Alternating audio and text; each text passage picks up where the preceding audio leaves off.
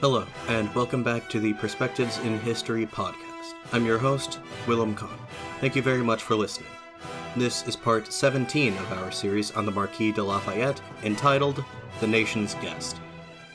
Before we get started today, there's just a couple things about the show's schedule I'd like to talk about first. Right now, barring any significant edits to the script, this will be the second to last episode in the Lafayette series. The 18th and final part is on track to release in 2 weeks, November 29th, as per the usual schedule. After that, I'm afraid that I'll have to take a brief hiatus. This will only last a month, so that I'm able to finish up this semester of classes. I'm planning to start a new series in the first week of the new year, though what exactly it will be, I'm not yet sure. I have 2 scripts that are ready for production, one about the last emperor of China, Fuye, and one about the Iron Guard, the interwar Romanian fascist movement. I'm personally inclined towards the latter, but if anyone has a strong opinion on this one way or the other, please feel free to let me know. And as always, I welcome any and all suggestions for topics to cover, so please don't hesitate to send them my way. Anyway, as you can probably tell from the length of this episode, we have quite a lot to cover, so let's just jump in. In the previous episode of our series on the Marquis de Lafayette, we covered a period of time from the autumn of 1815 up to about April 1824. As you'll remember, we picked up the narrative last time with the final defeat of Napoleon Bonaparte during the 100 Days campaign, and the subsequent second restoration of the House of Bourbon in 1815. The Bourbons and their supporters, furious at the nation for having permitted Bonaparte to usurp their authority, carried out a purge of disloyal elements, characterized by arbitrary imprisonments, summary executions, and mob violence. Lafayette, who had briefly emerged from retirement during the 100 Days to serve as a representative in the legislature, thought that it was best to lie low until the White Terror, as it has come to be known, ran its course. By the start of 1816, the Crown had seen it fit to put a stop to the violence and to relax some of its more obtrusive restrictions on civil liberties. Now feeling safe to re-emerge, Lafayette decided to run for election to the Chamber of Deputies, the elected lower house of the legislature, in 1817. He lost, primarily because he underestimated the lengths to which the government would go to deny him a seat in the chamber. When the next round of elections were held the following year, he was better prepared to face the challenge. With significant assistance from his allies in the nascent Liberal Party, Lafayette was elected as a representative from the Department of the Sarthe. The first year of his 5-year term was somewhat uneventful. He and his allies tried to pass some liberal reforms, primarily relating to freedom of the press, but made limited progress. Then, in February 1820, the Duc de Berry, a member of the royal family, was murdered by a lone assassin. The government seized on this crime as a pretext to crack down against the liberal opposition. Restrictions on freedom of speech, assembly, and of the press were all reimposed, which had the effect of hindering the liberal opposition in their efforts to organize. The election laws were further altered in favor of wealthy landowners, which allowed the ultra-royalists to assume a dominant position in the legislature after that year's round of elections. In summary, it had become nigh impossible for Lafayette and his allies to accomplish anything through legal means. Under these conditions, some of them began to turn towards more clandestine, insurrectionary actions to achieve their goals. Through 1821 and 1822, a secret organization of Italian origin known as the Carbonari were responsible for instigating a number of failed uprisings against the Bourbon monarchy. Lafayette was one of this organization's leaders, and although the authorities were never able to conclusively prove it, he was closely involved in one or more of these plots. The most significant of these was the Belfort conspiracy. This plan involved staging an army mutiny in the garrison town of Belfort in eastern France, which would signal other secret Carbonari cells across the country to follow suit, quickly overwhelming the crown and allowing a provisional revolutionary government with Lafayette at its head to take power. Unfortunately for them, the uprising fell apart before it could even begin. Local authorities uncovered the conspiracy and quickly began arresting the ringleaders.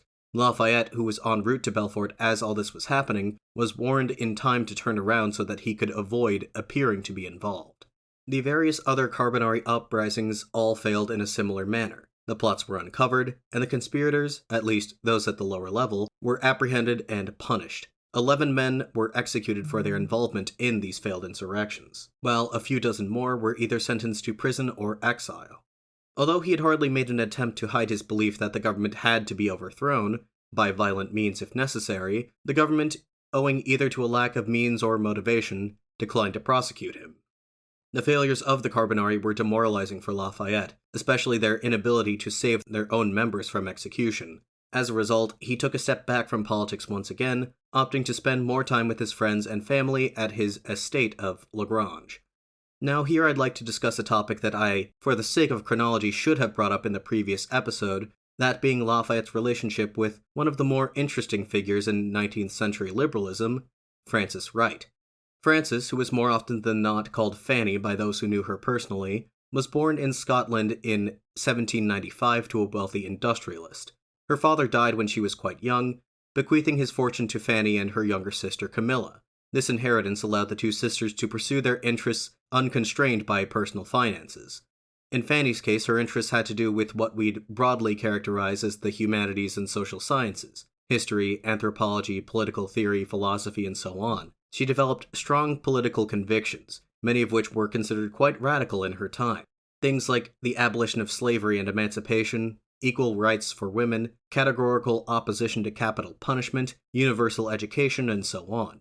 More importantly, she was not afraid to make these convictions known. She was a prolific author, publishing several works throughout her life. Her first major work, and the one that initially caught the attention of Lafayette, was entitled Views of Society and Manners in America, published in 1821. As one might surmise from the title, this book contained descriptions and analysis of various facets of American society, based on the notes that she took during her visit to the United States in 1818. This book is especially noteworthy as it predates Alexis de Tocqueville's similar but much better known book, Democracy in America, by 14 years. Note that I'm not making a value judgment here. I have not read either work, so I cannot speak about their contents with any authority. Anyway, Fanny's book was widely read by liberal intellectuals in her native Great Britain. One of her admirers was the philosopher and father of utilitarianism, Jeremy Bentham.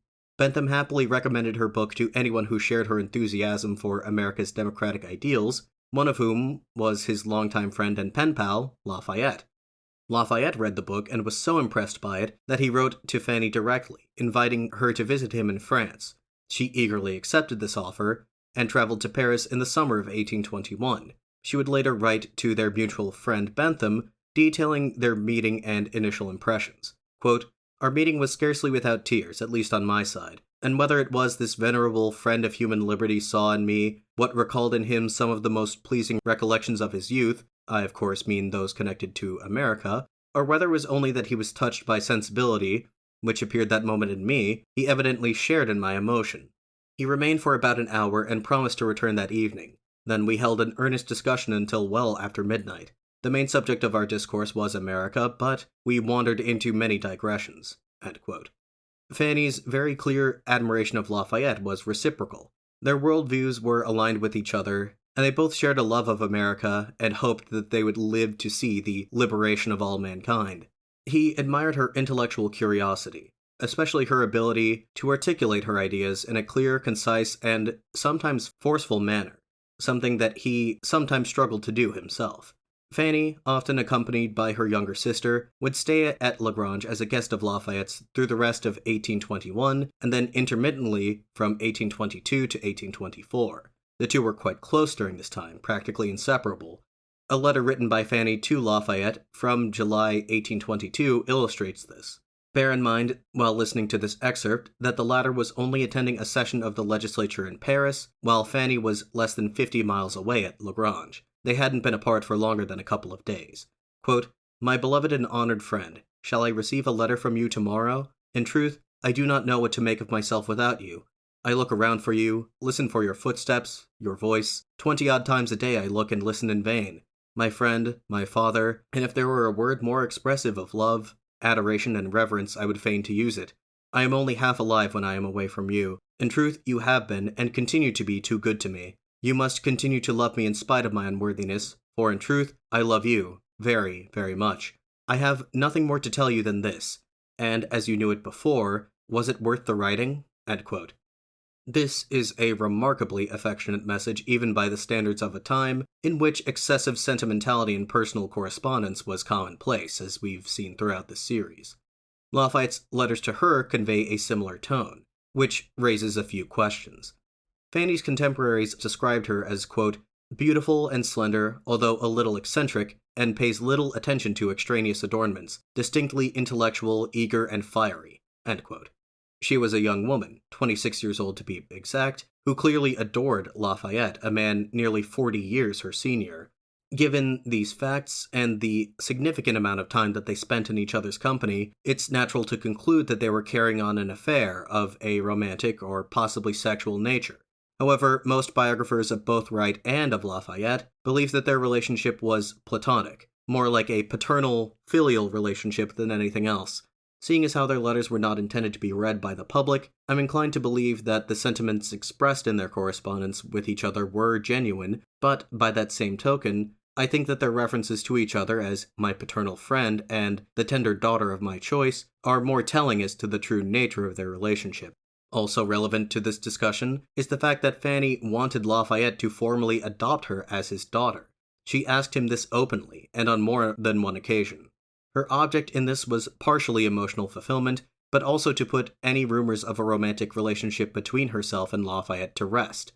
Although she meant well, Fanny's request caused some tension between her and Lafayette's biological daughters, Anastasie and Virginie, both of whom still lived at Lagrange. They had been initially indifferent towards Fanny, but had only grown to resent her as time went on. More on this topic in a moment. Before moving on, I should remind you all that this business with Fanny Wright began in 1821, which means that she was in the background of the events that we discussed in the last third or so of the previous episode. While she stayed at Lagrange, Fanny acted as an unofficial personal secretary for Lafayette, helping him with writing his memoirs and correspondences, and most likely playing a role in helping coordinate the Carbonarist plots, although the true extent of her involvement in these activities remains unclear. Anyway, we last left our narrative in the spring of 1824. The right wing held an iron grip on French politics, and with the failures of the Carbonari plots, our protagonist felt more helpless than ever to do anything about it. Despairing at the state of affairs in Europe, Lafayette had turned his attention to the New World in recent months. No doubt Fanny and her recent experiences in America had something to do with this. The nascent states of the Americas, founded on the doctrine of liberty, gave Lafayette hope for humanity's future. His friends in the United States, who he wrote to frequently, entreated him to visit the country whose independence he had fought for in his younger years. It was an appealing proposition. At the conclusion of his last trip to the United States, all the way back in 1784, he'd promised to return as frequently as he could. Then, 5 years later, the revolution began in France, setting into motion a long chain of events that would prevent him from making good on this promise.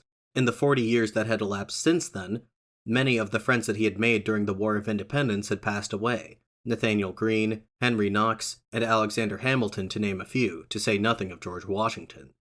Now he himself was growing old. He would turn 67 in September. On some level, he must have known that if he wished to visit his adoptive country again, he was running out of time to do so. Still, Lafayette was hesitant to leave France. He thought it would be irresponsible of him, especially when he still held his seat in the Chamber of Deputies. However, his term was set to expire soon, and his bid for re-election in the legislative elections that were held in February 1824 ended in failure. 2 months later, a message reached Lagrange from President James Monroe, inviting Lafayette, on behalf of himself and Congress, to visit the United States. The timing was impeccable. Lafayette decided at once to make this long-deferred journey to the land of the free. He spent the next few weeks making preparations for the trip. His son, George Washington, jumped at the chance to accompany him. He also planned to take a manservant named Bastien and Fanny Wright, along with her sister Camilla. To these latter two, Anastasie and Virginie voiced their objections, arguing that it would be inappropriate for these young unmarried women to accompany him on this trip, especially considering the amount of public attention that he was certain to attract while touring the U.S. Fanny then suggested once again that Lafayette adopt her and her sister as his daughters, a proposition his biological daughters were vehemently against. After considerable debate, they reached a compromise. Fanny and Camilla could join Lafayette and the others in the United States, but they would have to travel there on a different ship, only after the initial excitement surrounding his arrival had dissipated. Without Fanny to act as his secretary, as she had been doing intermittently for the last 3 years, Lafayette needed to find someone else who could serve that function during his trip. To that end, he enlisted the assistance of a 30-year-old army officer named Auguste Levasseur. Levasseur was a former carbonarist and had been implicated in the Belfort conspiracy of 1821. Like Lafayette, he somehow managed to avoid prosecution, but also like him, he was understandably eager to get away from France, at least for a little while. Levasseur would keep meticulous notes throughout the entire trip, and in 1829 he would publish them in both French and English. Entitled Lafayette in America, Levasseur's book is a curious amalgamation of memoir, travel journal, political commentary, and encyclopedia. There's a fair bit of extraneous content in it, with only tangential relevance to the main account, which I suppose is something I myself am guilty of with the way that I write the show, but it is nonetheless a valuable first-hand account of Lafayette's tour of the United States, and one that I consulted closely while writing the script. Throughout most of this episode, we will more or less retrace Lafayette's journey through the US using Levasseur's journal. On July 11th, with the final arrangements having been made, Lafayette, Georges, Levasseur, and Bastien traveled from Paris to the city of Le Havre, on the coast of the English Channel, where the ship that would take them across the Atlantic Ocean waited. In the invitation that he'd sent to Lafayette, President Monroe offered to send a U.S. naval frigate to transport him and his party. Lafayette declined the offer, feeling that it would be inappropriate to use such a vessel for his private purposes. Instead, he booked passage to New York City aboard a merchant ship called the Thames. Arriving at Le Havre in the afternoon of July 12th, Lafayette and company were greeted by a small crowd of locals who had gathered to see him off. They were promptly dispersed by gendarmes on horseback. King Louis XVIII was more than happy to see the rabble-rousing Lafayette gone, but still felt slighted by the public adulation that he received. After setting sail, the trip across the Atlantic lasted a little over a month and passed by uneventfully. The Thames reached New York Harbor late in the afternoon of August 14th. Undoubtedly, this was a highly emotional moment for Lafayette, one that would have given him cause to reflect on his life and achievements. In the following passage, author W.E. Woodward speculates as to some of the thoughts that would have been going through his head on that day. Quote, 40 years is but a second on the great clock of the universe, but it is a long, long time in the life of any individual person. Lafayette, at the age of 66, must have felt incredibly old when his ship anchored in New York Harbor on that bright, sunlit day in August 1824. When he was last here, the French Revolution was still in the future. Now it was a memory. Napoleon had never been heard of, but he too had come and gone. In 1784, Lafayette's 3 children were prattling infants. Now they were sedate people of middle age and with children of their own. End quote. Woodward goes on to point out that the United States had gone through momentous changes of its own in the last 40 years. At the time of his last visit, the War of Independence was still very much in living memory. It had been just 3 years since Cornwallis's surrender at Yorktown. The Treaty of Paris had only been signed a scant few months prior. The nation was struggling to get back up on its feet after several years of war. Its future independence, much less its strength and prosperity, were far from assured. Now, 40 years later, Lafayette had the opportunity to fully appreciate the fruits of his past labors.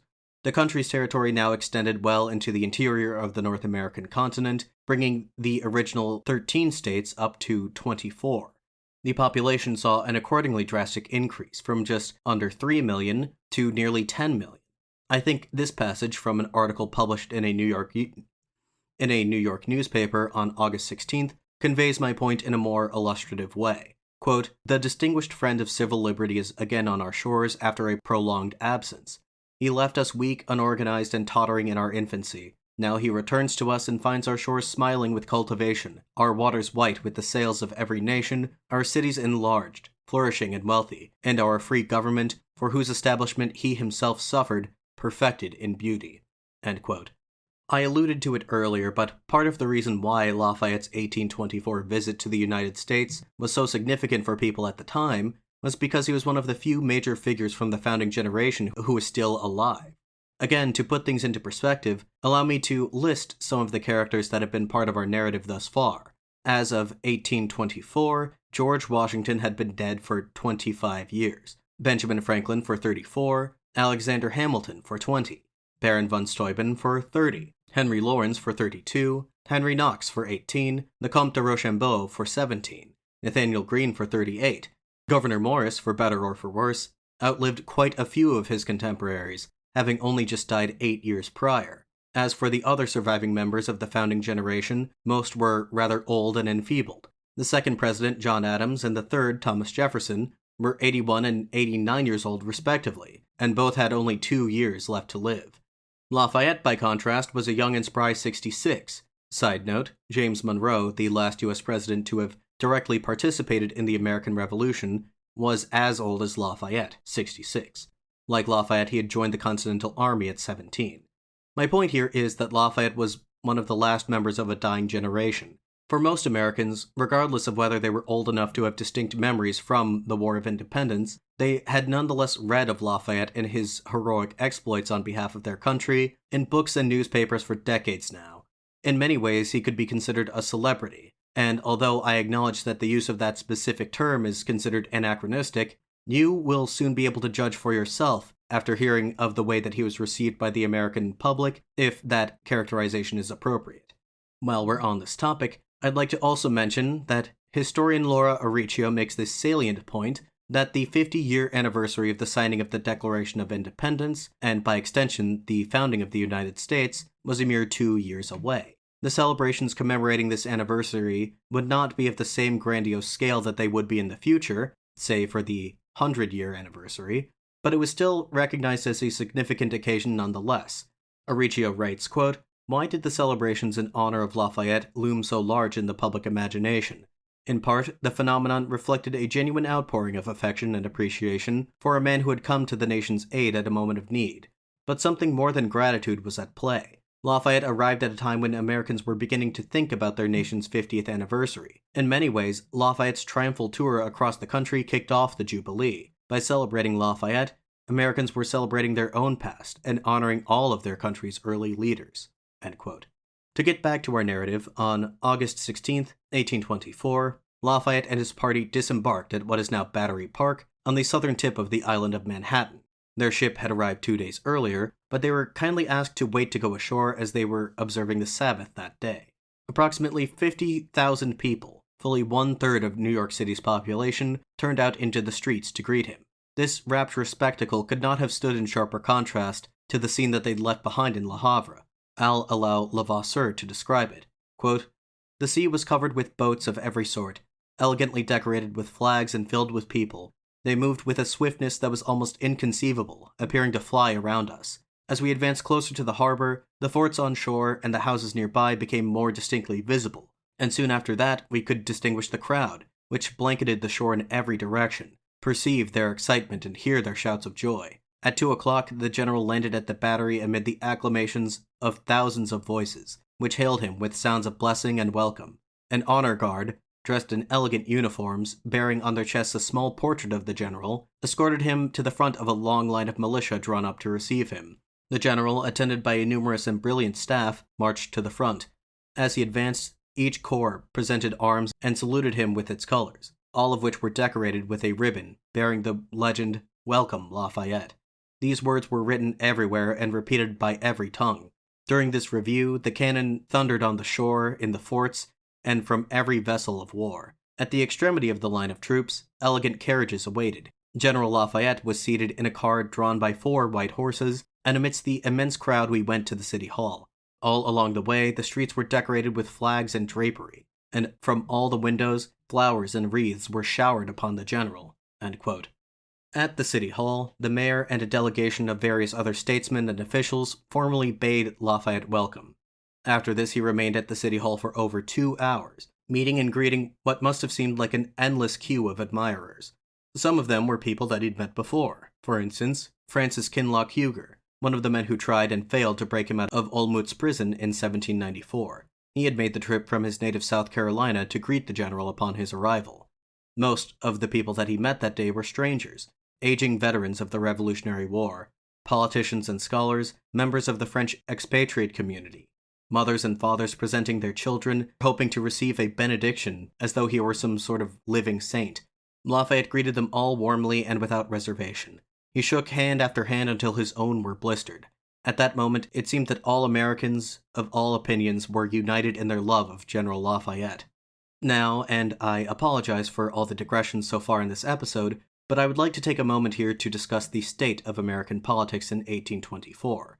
After all, our narrative has necessarily put American affairs in the background, and understanding the political context in which Lafayette's visit occurred is crucial to understanding why it had the impact that it did.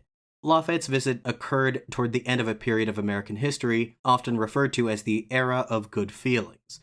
This period, coinciding roughly with the presidency of James Monroe from 1817 to 1825, was one of relative unity and political stability, at least when contrasted with the partisanship between the Federalist Party and the Democratic Republicans that was prevalent in prior decades. Assuming the office of president in the wake of the victory over Great Britain in the War of 1812 and the collapse of the Federalist Party, Monroe, despite running as a Democratic Republican, sought to reconcile with the Federalists with the aim of eventually doing away with political partisanship for good. This did not succeed. The Federalists may have been more or less defunct, but the de facto state of one-party rule by the Democratic Republicans during Monroe's tenure in office led to the emergence of intra-party factionalism, which the president was unable to contain. As the end of Monroe's second term approached, multiple viable candidates, each with their own base of support in different sections of the country, emerged. At the time that Lafayette arrived in America, the field for the upcoming election had been narrowed somewhat to just 4 candidates: John Quincy Adams of Massachusetts, the son of former President John Adams and Secretary of State under Monroe; William H. Crawford of Georgia, the current Secretary of the Treasury and former U.S. Minister to France; Henry Clay of Kentucky, the first Speaker of the House and sometimes called the Great Compromiser for his skill at negotiation; and finally Andrew Jackson of Tennessee, the populist firebrand and hero of the Battle of New Orleans. Lafayette was already personally acquainted with 2 of these candidates. Adams he had known by way of his father since he had been a young man, and Crawford from the time that he served as minister to France between 1813 and 1815.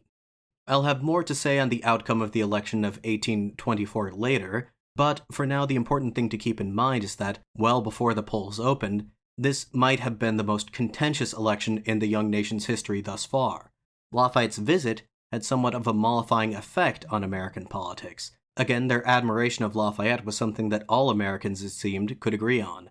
As Levasseur explains, quote, "When we landed in New York, the people of the United States were preoccupied by the choice of a new executive. Spirits had already arrived at a high tenor of emotion when General Lafayette arrived. Then, as if by magic, the electoral zeal was suddenly paralyzed. The newspapers, which were just the day before fighting furiously to clear the path to the presidency for their favored candidate, now closed their long columns to the passionate disputes of the parties in order to give voice to the unanimous feeling of joy and national gratitude. In public banquets, instead of the caustic toasts intended to attack a dreaded adversary with ridicule, they only toasted to the health of the nation's guest, around whom were amicably grouped the most violent partisans of all factions." End quote. Initially upon their arrival, Lafayette and company spent a total of 4 days in New York City, the entire time spent being whisked from one event to the next: receptions, banquets, balls, commemorations, and so on. And at each occasion, every politician from a 50-mile radius would practically trip over each other in their rush to deliver an address in honor of the nation's guest. This pattern would repeat itself time and time again in every locale Lafayette and company would visit during this trip, which, when it was all said and done, lasted for over a year, after they intentionally visited all 24 states of the Union. This would have been a grueling itinerary for anyone, especially someone of Lafayette's age. Georges and Levasseur were constantly preoccupied with making logistical arrangements and chronicling events as they transpired, eventually came to find the unceasing series of festivities tiresome, but Lafayette seemed to take it all in stride. At least, if he did have any complaints, he chose not to give voice to them. Really, it just seems that he was happy to be among people who celebrated him. On August 20th, Lafayette and his party left New York for what they hoped would be a relatively tranquil ride through the New England countryside to Boston, but the locals would not allow them to rest. At every town and village they passed through, no matter how small, crowds lined the streets to welcome them. Church bells and cannon fire signaled their arrival, while rows of militia in full-dress uniform escorted them down the streets. Delegations of local political and religious leaders showered Lafayette with praise and gifts, and often insisted that he stop for a while to deliver some words to the citizens of whatever municipality they happened to be in. He had a short, pre-written speech to deliver on these occasions, as he was not confident enough in his oratory skill to speak extemporaneously. He likely had a handful of these that he cycled through, all of which would have touched on the same themes. The excerpt that I'm about to read from is the version of his speech reprinted in Harlow Giles Unger's book. Quote, "My obligations to the United States, ladies and gentlemen, far surpass the services I was able to render. These date back to the time when I had the good fortune to be adopted by the United States of America as one of her youngest soldiers, as a beloved son. The approbation of the American people is the greatest reward I can receive. I have stood strong and held my head high whenever in their name I have proclaimed the American principles of liberty, equality, and social order. These are the principles that I have devoted myself to since I was a boy, and they will remain a sacred obligation to me until I take my final breath. The greatness and prosperity of the United States are spreading the light of civilization across the world, a civilization founded upon liberty and resistance to oppression, with political institutions based on the rights of man and government by the people." End quote. Lafayette always gave these speeches in English, and though he spoke with a noticeable accent, he was usually able to make himself understood. Once, when complimented on his command of the English language, he replied, quote, "Of course. After all, I am an American who has just returned from a long trip to Europe." End quote. The trip to Boston from New York, which under normal circumstances would take 2 days, instead took 4 on account of all the diversions the party took along the way. Levasseur recounts, quote, "Our trip was very slow because we could not pass the smallest hamlet without being kept there for some time by the greetings of the population having rushed there from 20 miles in each direction. Each village had erected a triumphal arch, on which one usually saw the names of Washington and Lafayette, as well as the dates of the battles of Brandywine and Yorktown. Everywhere we were obliged to stop and set foot on land to receive the accolades of the whole population. It was only after 4 days that we were able to arrive in Boston. For these 4 days we traveled constantly up to midnight in order for us to set out again at 5 o'clock the next morning.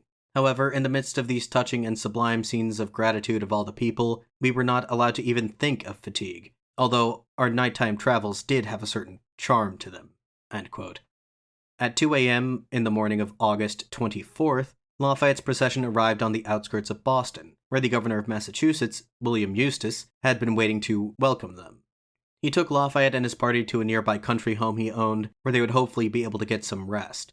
After a scant 2 hours of much-needed slumber, Lafayette and company were awakened by the blaring sounds of a marching band.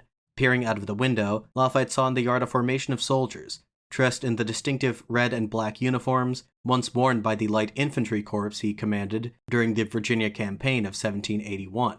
The actual unit itself had been disbanded after the end of the war, but some enterprising young officer had taken it upon himself to recreate its uniforms for this occasion. Levasseur reports that the general was quite moved by this scene. Quote, "The sight of this troop and its uniform stirred his heart strongly. He could not divert his eyes, and he cried out at each moment, 'My brave light infantry, my gallant soldiers, that is exactly how their uniforms looked. Oh, what courage! How I loved them!'" End quote. With these soldiers leading the way, Lafayette and company started to make their way 2 miles down the road to Boston. This alone took them 2 hours on account of the throngs of people who crowded the path. They passed beneath a series of 24 triumphal arches, each intended to represent one of the 24 United States. Arches like this were a ubiquitous sight during Lafayette's visit. These were not permanent structures. They were constructed from readily available materials, usually canvas draped over a wooden frame and painted to resemble stone. This isn't to say that the arches looked tacky. They were quite imposing structures and were very ornately decorated. In any case, they succeeded in evoking the Republican triumphs of ancient Rome in the imaginations of spectators. 75,000 people lined the streets of Boston to welcome Lafayette as the procession slowly made its way to the State House. Some 3,000 school children assembled on Boston Common to greet him. All of them were waving pennants and wearing a special ribbon commemorating the occasion. Upon being ushered into the State House, Lafayette heard an address by the governor formally welcoming him to the city. The rest of that day he spent kissing babies and shaking hands just as he'd done in New York. He remained in the vicinity of Boston for about a week. On the 27th of August, a group of local politicians escorted Lafayette and his party to Bunker Hill, a site just north of the city where one of the first major battles of the Revolutionary War took place. There he met with some veterans of that battle who wanted to build a monument to commemorate it on its 50th anniversary, which would be on June 17th, 1825. the next year. They asked Lafayette if he, as the last living Major General of the Continental Army, would do the honors of laying the cornerstone of this monument. This was an honor he was unwilling to forego, but this did force him to change his plans. Originally, he planned to spend 4 months in America and to return to France before the year was out. It was at this time that he decided to extend the trip to over a year, during which time he would make an effort to visit all 24 states of the Union, as I previously mentioned.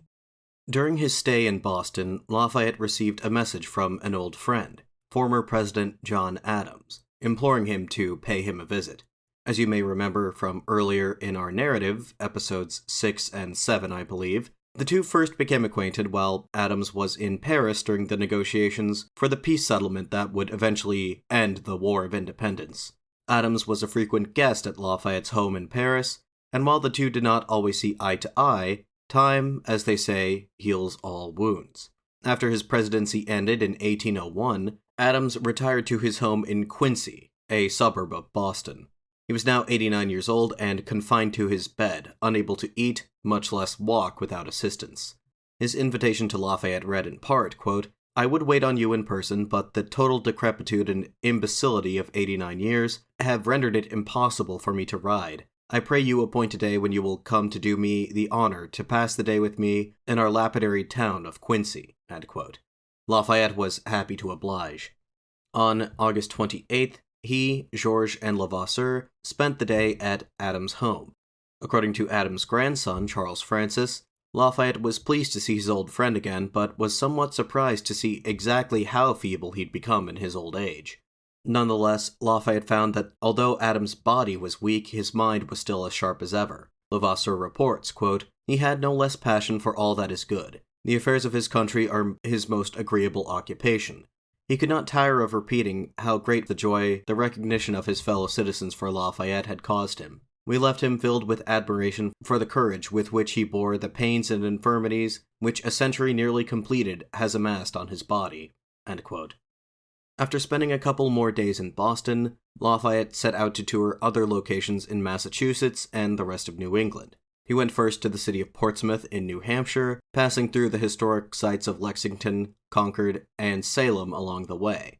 Afterwards, he turned around and went south, back through Boston towards Hartford, Connecticut. At Hartford, the party boarded a boat that would take them back to New York City via the Connecticut River. It just so happened that the day that Lafayette returned to New York, September 6th, was his birthday. That evening, a banquet was held by the Society of the Cincinnati, the fraternal organization of Revolutionary War veterans and their direct descendants. This event was a private one, with attendance limited to members of the society and their guests. In his account of this event, Levasseur conveys the weight that this gathering of old Revolutionary War veterans carried. Quote, "Around 4 o'clock we saw a long line of old men arrive, marching 2 by 2, holding another by the arms in order to lend each other the physical support that the weight of years had made necessary. They were preceded by a marching band which was making vain efforts to regulate the pace of their unsteady footsteps. We descended at once into their midst. They took us into their ranks, attaching a medal of the Order of the Cincinnati onto the lapel of General Lafayette, and together we set out to the venue where the banquet had been prepared. A truly moving tableau was offered by these old warriors, these living vestiges of the glorious War of Independence, conducting in their midst the companion of Washington, the adopted son of America. The crowd of people who lined the streets as we passed through evinced the respect which this procession inspired in them by their serious and silent demeanor. The room prepared for the banquet was decorated with trophies of arms and with 60 banners bearing the names of heroes who had died for liberty during the Revolutionary War. The meal was very much enlivened by the open and heartfelt joy of the old soldiers, who were pleased to recall the perils that they had once shared. I had the pleasure of being sat next to General Nicholas Fish, who led a battalion of those intrepid militiamen at Yorktown, who, under Lafayette's command, entered, bayonets affixed, into the British entrenchments. He was kind enough to tell me all the details of this glorious action, and even of the rest of the campaign. The vivaciousness of his narration almost made me forget his 70 years of age." End quote. The banquet concluded with several toasts made to Lafayette, and an emotional rendition of a ballad entitled The Prisoner of Olmütz. As one can surmise, this particular song was written during Lafayette's captivity in Austria some 30 years ago. If you'll permit me another brief aside, I should mention that Lafayette's visit inspired the creation of quite a few popular songs that he would have heard performed on several occasions throughout the trip. Auricchio specifically cites a song titled Hail Lafayette, published on September 6, 1824, as being more or less typical of these compositions. The lyrics of one of its verses read, quote, "O liberty, thy sacred fire on purer souls never did descend, than when thou gave it to inspire our country's father and her friend. Together with thy light to lead them, they held their bright and onward way, till York beheld the glorious day that flashed upon the nation's freedom. 'Twas when these heroes met, the star of slavery set. They fought and won, our Washington and gallant Lafayette." End quote. Again, the lyrics of these works tended to be as romanticized and flowery as this example, but what makes this particular song interesting is that it was set to the tune of the French Republican anthem La Marseillaise, a hymn that Auricchio points out was originally dedicated to Marshal Nicholas Luckner, commander of the Army of the Rhine, who was accused of conspiring with Lafayette to overthrow the revolutionary government. This piece was first performed for Lafayette at St. Paul's Chapel in New York on September 9th. His thoughts on the rendition have not been recorded, although the performance did prompt Levasseur to remark, quote, "It is necessary to acknowledge that music in the United States is still in the infancy of the art." End quote. Later that week, on September 11th, Lafayette attended another banquet on the anniversary of the Battle of Brandywine, organized for him by members of the local French expatriate community. That same day, Francis and Camilla Wright arrived in New York. Lafayette was very happy to be reunited with his beloved Fanny, but both of them would soon find that Anastasie and Virginie's concerns about her accompanying him on this trip were well-founded. For the sake of propriety, he tried to keep Fanny and her sister at a distance, at least in public. They did not travel with Lafayette in his official retinue, but followed closely behind as they went from one destination to the next. Nor were they allowed to appear next to him on stage as he made appearances, but they could always be found somewhere close by in the audience. Their constant presence did not go unnoticed. Fanny's praise of the United States in her earlier writing had earned her a degree of goodwill among the American public, but this only went so far. In a journal he kept during his own travels in North America from 1825 to 1826, a German nobleman named Bernard of Saxe-Weimar-Eisenach wrote of Fanny somewhat disparagingly, quote, "While I was in Boston, I made inquiries about Miss Wright, who some years ago published letters on America that had attracted some attention in Europe. I was told that this lady and her sister, unattended by a male escort, had roved about the country, constantly tagging about after General Lafayette. Whenever the general arrived at any place, Miss Wright was certain to follow the next day. She is no longer young and is of tall stature and masculine manners. In general, her letters are not very much esteemed, and the flattering terms in which she speaks of the Americans and their institutions are regarded as overwrought." End quote. From the unfavorable sentiments expressed about Fanny in this passage, particularly the allusion to her masculine manners, one can assume that her disregard for the sensibilities of the American upper class engendered some resentment, although exactly how widespread this disdain was is difficult to say for certain. Whatever the case, it appears that she was especially disliked by one influential person in particular, Eleanor Parke Custis Lewis, more often referred to simply as Nellie. Nellie Lewis was the adoptive granddaughter of George Washington. Having spent her entire life enmeshed in the culture of the Virginian gentry, the closest thing America had to an old-world aristocracy, it stands to reason that she would not have gotten along with someone like Fanny Wright, especially considering her outspoken views on slavery. Wright was an ardent abolitionist and a believer in racial equality, at a time where the former was still a controversial issue, and the latter was practically unheard of. Lafayette, as we know, shared these beliefs, but at the same time, he counted many slave owners as his personal friends, Nellie Lewis included. At this juncture, he wished to avoid a direct confrontation with them on this question, whereas Fanny had no such compunctions. That said, Lafayette was open to demonstrating his commitment to abolitionism in other ways, and Fanny was more than happy to arrange opportunities for him to do so. Shortly after Fanny arrived in New York, Lafayette visited the African Free School, a public school founded by the New York Manumission Society, which sought to provide quality education for African American children. One student, an 11-year-old boy, was chosen to give a brief oration welcoming their honored guest. Quote, Here, General, behold hundreds of these poor children of the African race who appear before you. They share here, with white children, the blessings of education. Like them, they are learning to cherish the memory of the services that you have rendered to America, and moreover, they revere you as an ardent friend of the emancipation of our race, to whom we owe so much gratitude." End quote. This student, James McCoon Smith, would go on to achieve the distinction of being the first African American to receive a medical degree, and would become an active participant in the abolitionist movement in his later years. Other former pupils of the school would go on to have similarly noteworthy achievements. The municipal leaders and other prominent citizens of New York had heard of the festivities that the city of Boston had given in Lafayette's honor, and determined not to be outdone, had spent the last few weeks organizing a gala celebration that the guest of honor would praise as, quote, "the most brilliant and magnificent scene ever witnessed in the United States." End quote. It took place on the evening of September 14th at Castle Garden, a decommissioned fort built on an artificial island off the southern tip of Manhattan. The fort, formerly known as Castle Clinton, had recently been repurposed into a public entertainment venue. Auricchio offers the following description of the festivities, quote, "Some 6,000 partygoers, attended by 200 servants, paid $3 apiece to join in the revelry. They danced and drank beneath a canopy decorated with the flags of the world and illuminated by a giant chandelier supporting 13 smaller ones, one for each of the original states. Evoking the grandeur of antiquity, a triumphal arch, nearly 90 feet wide, decorated with sprigs of laurel and surmounted by a bust of George Washington, marked the entrance to the island pavilion. When the guest of honor arrived at 10 p.m., he found inside a large transparency, lit from behind, that brought to life the image of Lagrange, with a caption reading, 'Here is his home.'" End quote.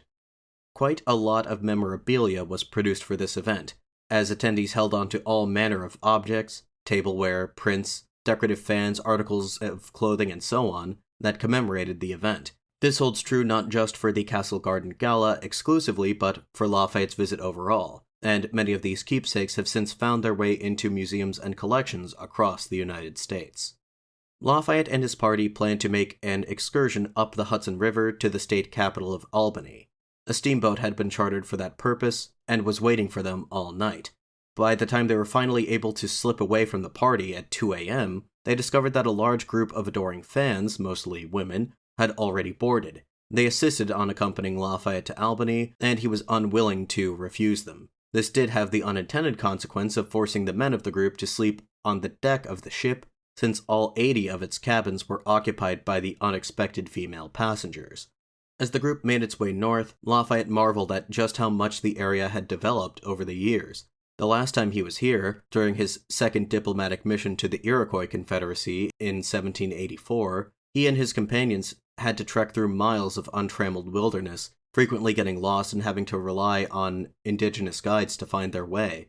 Now he was traveling aboard a steamboat, a feat of transportation engineering that had only recently debuted, passing through town after town, bustling with commerce.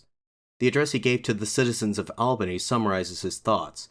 Making reference to the abortive expedition to Canada that he was supposed to lead in 1778, he said, quote, "It was only a half-century ago that this city, though already old it is true, but still very poor then, served me as the headquarters on the frontiers of a vast wilderness, as commander of the northern department of the Continental Army. Today I find Albany a rich and powerful city, the central seat of the government of the state of New York. The wilderness that once surrounded it has been changed into fertile, well-cultivated plains. The present generation, rendered illustrious by a glorious war, and more still by its sincere attachment to the institutions which assure them excellence." End quote. He was even more astonished when he visited the nearby city of Troy, just to the northeast. The city, boasting a population of 8,000 in 1824, was well on its way to becoming one of the foremost industrial and commercial centers in the northern United States. When Lafayette passed through the area briefly in 1778, he recalled seeing only 2 or 3 ramshackle cottages. Seeing what Troy had become, he shouted, quote, "And what? Is this city one that is just sprung out of the ground as if by magic?" End quote. To this, a citizen of the city responded, quote, "No, but it was created and populated in a few years by industry, protected by liberty." End quote.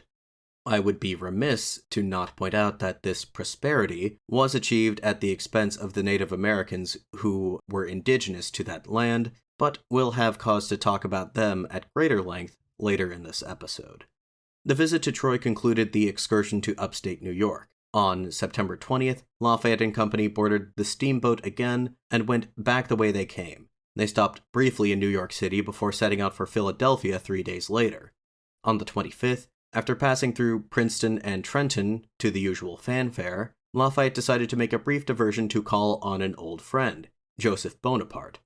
The former King of Spain and elder brother of Napoleon managed to successfully flee to the United States in 1815. Using the wealth that he was able to abscond with, had set himself up quite comfortably there. He purchased a sizable plot of land in Bordentown, New Jersey, on which he had constructed an extravagant mansion, which was, at the time of its completion, allegedly the largest private residence in the country. Although he and Napoleon had had their differences, Lafayette had always been on amiable terms with Joseph, even to the current day. The former king was delighted to receive Lafayette at his estate and invited him to stay for dinner. The two talked behind closed doors for over an hour, and after the meal, Joseph threw open the gates to allow his neighbors to file in and join the soiree. At the end of the night, Joseph escorted Lafayette and his party the rest of the way to the Pennsylvania border, taking his leave of the general, saying, quote, "Permit me to return you to the tenderness of the American people, who claim the happy right to do you the honors of their country." End quote. Lafayette entered Philadelphia on the morning of September 27th. The citizens of the nation's first capital gave him a reception every bit as bombastic as those of New York and Boston. Here I will allow Levasseur to recount the scene. Quote, "Never was it more truthful to say that the entire population had turned out to meet General Lafayette. Only those inhabitants whom old age or frailty prevented from going stayed home. Stepped rows of seats had been built on either side of the roads, nearly to the height of the rooftops in order to hold spectators. In the principal street of the suburb we entered, all the different corps of tradesmen were drawn up, in battle array as it were. At the head of each corps was a makeshift workroom, where some of the tradesmen displayed their talents. Carpenters, coopers, bricklayers, tailors, butchers, all hard at work. On the side of each of their workrooms, one saw portraits of Washington and Lafayette, with the inscription, 'To their wisdom and their courage we owe the free practice of our trade.' Among all the various groups of artisans, one noticed especially the printers. Above, a press set up in the street was a banner reading, 'Freedom of the Press, the surest guarantee of the rights of man.' From this press poured forth in abundance songs and poems in honor of the nation's guest, which they threw into our carriages as we passed, or distributed to the spectators. General Lafayette was in a magnificent carriage pulled by 6 horses. Following behind him came the governor, the mayor, the municipal council, and various judges in separate carriages. Finally, there were George Lafayette and his father's humble secretary, and behind us, 4 huge chariots, more closely resembling moving tents, rolling along sluggishly, each carrying 40 Revolutionary War veterans. One could not contemplate without emotion these men, whose eyes, though half extinguished by age, still found tears to express their joy at seeing their former companion in arms, their weakened and trembling voices returning to life, blending with the sound of martial instruments that accompanied them, found the renewed vigor to repeat their former chants of war, to exalt the names of Washington and Lafayette, and to cry out, 'Long live liberty.' The procession, after having traversed all the principal streets, and passed beneath 13 triumphal arches, stopped in front of the city hall where we alighted. While we took a moment to rest there, the deputies and senators of Pennsylvania, the municipal councilmen, and the military authorities assembled in the great hall." End quote. I would like to note that the building that Levasseur referred to as the City Hall in the previous quote was not the building that serves as Philadelphia City Hall in the present day. That building would not be completed until 1894. He was, in fact, referring to Independence Hall, formerly called the Old State House, the location where the Declaration of Independence and U.S. Constitution were signed.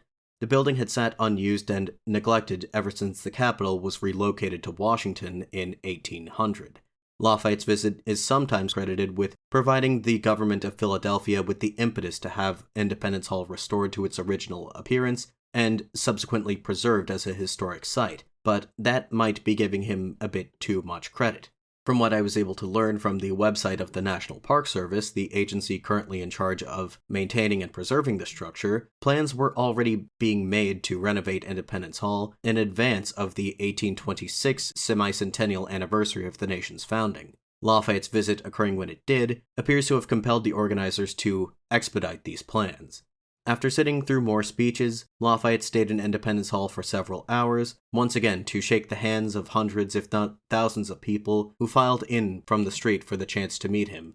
He did the same every day for the entire week that he was in the city, as practically every civil organization in Philadelphia sent delegations to meet him. While in Philadelphia, Fanny Wright caused a minor controversy for Lafayette when she arranged for a meeting between himself and a man named Jonathan Granville. Now, Granville is actually quite an interesting character, so I'd like to provide a bit of background on him now. Granville was a native of Haiti. He was born in 1785 and came of age amidst the tumult of the French and Haitian revolutions. In 1799, at 13 years old, he was sent to metropolitan France to receive an education. Upon completing his studies in 1806, Granville enlisted in the French army as a junior officer, serving with distinction until he was discharged in 1814. He then returned to newly independent Haiti, where he entered into the diplomatic service. The Haitian president, Jean-Pierre Boyer, keen to rebuild the country after decades of conflict, conceived of a plan to invite free African Americans to emigrate from the U.S. to Haiti. He wished to present an image of Haiti as an environment where people of African descent could thrive, away from the racial oppression that stymied their potential in the United States. The cultured, intelligent, and articulate, not to mention physically attractive, Granville was thought to be the ideal candidate to deliver this message to the free blacks of the U.S. So, in May of 1824, Granville traveled to America with funds provided by President Boyer to pay for prospective immigrants' passage to Haiti. On account of the prevailing racial attitudes of the time, Granville was a divisive figure. Though he did impress some white people with his refined manners, many were negatively predisposed to him simply on account of his race. Lafayette met with the diplomat in private, but made a point to openly display to the public his affinity for a man of color like Granville. As Wright reported in a letter to a friend, quote, "The general purposely conducted Granville into the receiving room, crowded with visitors, and then took an affectionate leave of him, conducting him to the stairway in sight of all." End quote. Whether Granville's meeting with Lafayette lent him any more credibility with the American public is hard to say. Ultimately, though, about 6,000 African Americans migrated to Haiti in the following years as a result of his efforts. Lafayette and his party left Philadelphia on October 5th, first stopping in Wilmington, Delaware, to attend the wedding of Charles Irénée Dupont and Dorcas Van Dyke. Lafayette was, of course, the guest of honor and even walked the bride down the aisle. From there, they made their way south to Baltimore. The governor of Maryland hosted a reception for Lafayette at Fort McHenry, the site of a famous battle during the War of 1812, which inspired the writing of the Star-Spangled Banner. The usual routine of processions, speeches, and banquets ensued. Lafayette and company stayed in Baltimore for just 5 days, before pressing on to Washington by steamboat. It just so happened that presidential nominee and current Secretary of State John Quincy Adams was in the Baltimore area on his way back to the capital.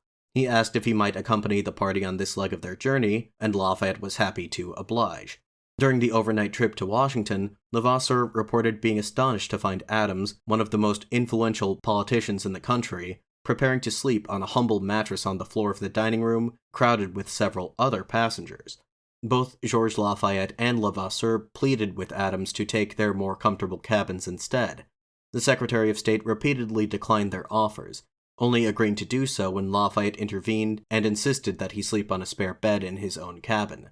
Levasseur, who claimed that many Europeans were of the impression that, quote, the Americans, despite their republican institutions, were essentially aristocratic in their practices, end quote, thought that this encounter with Adams was illuminating.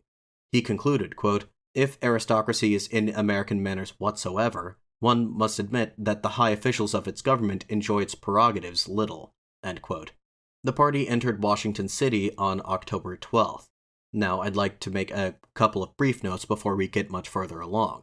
First, although the city is today called Washington District of Columbia, or Washington, D.C., for the first few decades of its existence, contemporary documents more commonly refer to it as Washington City or simply Washington, and I will do the same for our purposes here. Secondly, and this may seem obvious but bears stating, this was Lafayette's first time visiting the city. It was not founded until 1791, and officially became the U.S. capital 9 years later. In its current state, Washington was hardly a sight to behold. As of the 1820 census, its population was just over 23,000, statistically quite low in proportion to its land area. Only a handful of the landmarks that the city is now famous for existed at the time, most notably the Capitol Building, the Washington Naval Yard, and the White House, which was officially referred to as either the President's House or the Executive Mansion. Levasseur remarked that were it not for these monuments, a casual observer would have mistaken Washington for a newly founded colony, gradually clearing land for settlement. It should also be pointed out that the city was still recovering from the time that it was sacked by British troops in 1814. Narrating their procession through the capital, Levasseur wrote, quote, "We had been within the boundaries of the city for half an hour before our glances encountered a single dwelling. Drawn up on a gigantic scale, the city's plan cannot be filled out for a century. Only the space separating the Capitol building from the President's house is inhabited, and this space has already formed a moderately sized town." End quote. Levasseur described their destination, the aforementioned President's house, in terms noting its unpretentiousness compared to what one might encounter in Europe. Quote, "It is a very simple house, but in very good taste. It is constructed out of hard, white stone. It has one story that comes to an end in an Italian-style platform. The first story is raised a little above the ground, and one arrives in it by an elegant colonnade. The courtyard in front of the house is formed by an ornate iron fence with 3 gates, defended neither by guards nor insolent valets. The crowd that accompanied our procession halted in front of the fence, and we entered the building accompanied only by a small handful of municipal authorities. A single servant opened the main door, and we were ushered into the reception room. It is large and of elliptical shape, and hung with tapestry of a very remarkable severity of taste. The President, seated at the end of the large diameter of this room in an armchair, which was distinguishable from the other seats neither by its shape nor its height, had with him the 4 state secretaries to his right, and to his left were arranged in a semicircle the leading officers of the Army and Navy, some senators, and various other administrative leaders of the government. All were clad, like the President, in a simple blue coat without braids, embroidery, decorations, in short, without all the childish ornaments for which so many imbeciles cool their heels in the antechambers of the palaces of Europe." End quote. The reunion between President Monroe and General Lafayette was a highly sentimental moment. As you'll recall from episode 13, Monroe had been instrumental in securing the release of Lafayette's wife, Adrienne, from prison after the Reign of Terror all those years ago. Lafayette himself had not seen Monroe in person for 2 decades, and in the time since then, Adrienne had unfortunately passed away, but his feelings of gratitude towards the man had not diminished in the slightest. After the initial introductions and pleasantries were done with, Monroe addressed Lafayette directly, informing him that although he wished for him to stay at the Executive Mansion during his stay in Washington, the public had demanded otherwise. Quote, "The people of Washington lay claim to you. They say that you are the nation's guest, and that nobody other than the people themselves have the right to house you. I have yielded to the voices of the people, and the municipality has provided lodgings for you. You must accept, but I hope that this will not prevent you from considering this house as your own. Your places will always be set at my table, and as for this evening, I know that the municipality expects you at a grand banquet, and tomorrow you will attend a grand dinner that I am giving for all principal officers of the government. But after these ceremonies have concluded, I will do everything that I can to see that you will be in my household as often as possible." End quote. This request was, as Levasseur states, so urgently made and so cordial that Lafayette had no choice but to accept. However, he disclosed to the President that he planned to stay in Washington for only a couple of days before moving on to Virginia, promising to return in a few weeks. Early the next morning, Lafayette paid a visit to the French embassy in Washington, or at least he tried. The French ambassador, the Baron de Moreuil, did receive him, but their encounter was apparently brief, cold, and formal. Despite the fact that the general would end up staying in the capital for an extended period of time later that year, he was not invited back to the embassy, nor did he try to visit. At first, he probably thought that the reason why he was treated so curtly was because he was not on the best terms with France's current government. That was only a part of the story. At a dinner he attended with various U.S. ministers and officials that evening, Lafayette learned the rest. Secretary of State Adams interrupted the dinner to inform him that the King of France, Louis XVIII, had died on September 16th. The news had only just made it across the Atlantic, and the French legation had gone into mourning. This news could not have come as too great of a surprise. The king's health was already in decline at the time that Lafayette left France in July. What was cause for concern was that when he returned, the king's reactionary younger brother, the Comte d'Artois, would occupy the throne as King Charles X. But that was still off in the indefinite future, and his grand tour of the United States was far from over. And now, a word from our sponsor. And now, back to the show. On October 16th, Lafayette and his party left Washington, heading south into Virginia. The 19th was the anniversary of Lord Cornwallis's surrender at Yorktown, and every year the Virginia State Militia held a celebration to commemorate the victory. Lafayette, as one of the principal actors in that battle, was invited to attend. There was just one important stop that he had to make along the way, a destination that he'd been particularly impatient to visit since arriving in America, Mount Vernon, the home of George Washington. This was yet another highly emotional moment in this journey already full of highly emotional moments. This held true for George as much as his father, perhaps even more so since he had spent a whole 2 years living at Mount Vernon in Washington's care when he was a young man. Levasseur wrote about what must have been going through George's mind as he traveled along the path to the estate. Quote, returning to the hospitable roof that had once served as his refuge, when the crimes of the terror snatched him from his fatherland and his family, George Washington Lafayette felt his heart break in finding the one whose paternal cares had assuaged his misfortune was no longer there. The one whose virtuous example and wise lessons had inspired in his young mind those generous sentiments that have made him into the model citizen he is today. End quote. 3 of Washington's nephews stood at the edge of the property, awaiting the party.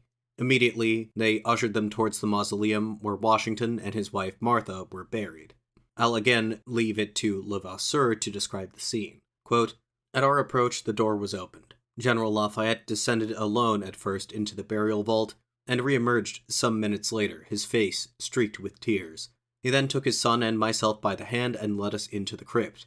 He gestured wordlessly to the sarcophagus of his fatherly friend and the woman who was his companion in life and who has now joined him forever. We bowed reverently before them, and on rising, threw ourselves into the arms of General Lafayette, joining our tears with his. End quote. Lafayette and company then spent a few hours strolling across the plantation before returning to the steamboat that had taken them there. Very few words were spoken by anyone for the rest of the day. The somber atmosphere dissipated, however, once the party arrived at Yorktown the next day. Here again, a large number of people had turned out to welcome Lafayette and to participate in the celebration, but very few of them were residents of Yorktown itself. Levasseur states that even after all this time, the town was still in a state of disrepair. One could still find evidence of the battle that had taken place there. The building offered to Lafayette for him to stay in was, in fact, the very same building that had acted as Lord Cornwallis's headquarters during the siege. Levasseur goes on to remark that Yorktown never fully recovered from the war. Really, it had not been a very large settlement even before the Revolution. Its strategic significance during the war came down simply to a matter of geography. In any case, on this day, the usually empty town was pulsating with activity. The proceedings of the day were not anything noteworthy, just the usual speeches and conferring of honors. For the sake of brevity, I'll move on. From Yorktown, the party went to nearby Williamsburg, where they boarded a ship that took them down the coast some 25 miles or so to Norfolk. From there, they made their way inland, to Portsmouth, then to Richmond, Petersburg, and then on to their intended destination of Charlottesville. This was more or less the inverse of the route that Lafayette and his light division had taken during the Virginia campaign of 1781, and at every stop along the way, the general regaled his traveling companions with reminiscences of his feats. Just as happened at practically every stage of his journey, the general would be beset by men who had previously served under him during this or that battle, or at least who claimed to have. Regardless of whether or not he actually remembered them, he would always offer a gracious smile and assure them that he did in fact remember them, and thank them for their service. While passing through Richmond, however, Lafayette spotted one person in the crowd of onlookers who he definitely recognized. It was James Armistead. We talked about Armistead all the way back in part 6 of this series. He was a formerly enslaved man who had gathered intelligence for Lafayette prior to the Battle of Yorktown. The two had last seen each other during Lafayette's previous visit to the United States in 1784, when the general testified to the Virginia state legislature in support of Armistead's petition for emancipation. That petition was eventually approved in 1787. Since then, he had received a pension from the state government for his wartime service and retired to a farm in the vicinity of Richmond. He had also adopted the surname of Lafayette in the general's honor. When Lafayette saw Armistead in the street, he ordered his carriage to halt at once, and he rushed over to embrace him. That brings us rather neatly to the next topic that I'd want to discuss, because this trek through Virginia was not a perfectly idyllic trip down memory lane, so to speak. There was one particular aspect of 19th century American society that came into increasingly sharper focus: slavery. Writing about their passage through Norfolk, which he described as being the least pleasing of any of the towns that they'd visited thus far, Levasseur observed that the city was host to a sizable population of French émigrés, slave owners from the former colony of Saint-Domingue, who had fled during the Haitian Revolution. Quote, "These families chose this refuge because it was near to them, and they undertook to settle there because the slavery of the blacks allowed them to keep the unfortunate Negroes that they had been able to abscond with in their flight. It is a sad and revolting spectacle that these refugees, who can find no other means of contending with their troubles, sacrifice these unfortunate slaves to hard labor, for which they collect the receipts." End quote. Unlike in the northern states they'd already visited, in which slavery had either been abolished already or was actively being phased out, in a state like Virginia, slavery was a simple, unavoidable fact of life. Lafayette, having already spent some time in the American South in the past, was already aware of this reality. His young secretary, on the other hand, witnessing this for the first time, could hardly contain his indignation. At this point in the narrative of the book, he goes on one of his usual lengthy tangents, only this time his tone is significantly more polemical than it had been previously. Quote, "When one has examined with care the truly noble and liberal institutions of the United States, understood well their function and admired their effects, the soul suddenly runs cold, and the imagination is shaken to learn that, in some parts of this vast republic, the horrific principle of slavery yet reigns with all its sad and monstrous consequences. One then asks himself with astonishment, from whence comes this contradiction between sublime theory and a practice so disgraceful to humanity?" End quote. Levasseur continues to expound on this matter for several more paragraphs, outlining the arguments for slavery that he had heard on his travels and refuting them. He stresses that he understands the abolition of slavery to be of crucial importance to the long-term success of the American experiment. He writes, quote, "If the slave owners do not hasten to educate the children of the blacks in order to prepare them for freedom, if the assemblies of the southern states do not set a time in the future by which these states will not be able to possess slaves any longer, this part of the Union will perhaps be exposed to the deserved reproach of outraging the sacred principle contained in the first article of the Declaration of the Rights of Man, that all men are born equally free and independent." End quote. One could interpret this passage, warning of the deserved reproach to which the South was exposing itself by maintaining slavery, as predicting the American Civil War, which would not break out for another 37 years. However, in the final paragraph of the chapter, Levasseur expresses his belief that the issue of slavery would be resolved in a peaceful manner. Quote, "This resistance, born of prejudice, seems to weaken by the day, and its impending extinction is foreshadowed by the humanity with which, in general, all the owners believe themselves obliged to treat their slaves already. Relative to slavery, the mind of the American public is on a good course. It is only necessary that it be encouraged more, and good advice on the means to make use of it would be rather useful." End quote. Here, I think it's worth restating, as author Mike Duncan points out, that Levasseur's journal was published under Lafayette's editorial supervision, meaning that any of the views expressed by Levasseur in this publication can be reasonably taken to stand for Lafayette's as well. The ultimate destination of the party's trek across Virginia was Monticello, the estate of Thomas Jefferson, located just outside Charlottesville. Lafayette, though he had corresponded with Jefferson frequently, especially after Washington's death, had not seen him since 1789, when the former was still the commander of the Paris National Guard, and the latter was the U.S. Minister to France. The third president of the United States was now 81 years old. Not quite as old as his predecessor Adams, but nonetheless Lafayette was struck by how aged he now appeared. Narrating the party's arrival at Monticello, Levasseur writes, quote, "We arrived a little after the general. We found Mr. Jefferson still moved by the pleasure of holding his old friend in his arms. He welcomed us in the midst of his large family with such a charm that dissipated in an instant the timidity that I felt upon meeting a man who has done so much for humankind. When one recalls how Jefferson's life was occupied with being helpful to his fellow man, one feels possessed by a holy veneration for him. But when one has spent several days in his presence, very soon added to this feeling is one of trust and affection. It is difficult, I believe, to find a man whose conversation might be more agreeable and instructive at the same time." End quote. Another member of Lafayette's traveling party who held Jefferson in high regard was Fanny Wright. She had long been an admirer of his, having read his work at a young age. She considered his philosophy foundational to her own worldview. In fact, writing to Jefferson from Philadelphia in advance of their visit, Lafayette claimed that the two of them were, quote, "the two men in the world the esteem of whom she values the most." End quote. Fanny and her sister had not accompanied the party on their pilgrimage to Mount Vernon on account of her ongoing feud with Washington's niece, but she was very much intent on meeting this titan of liberal political theory.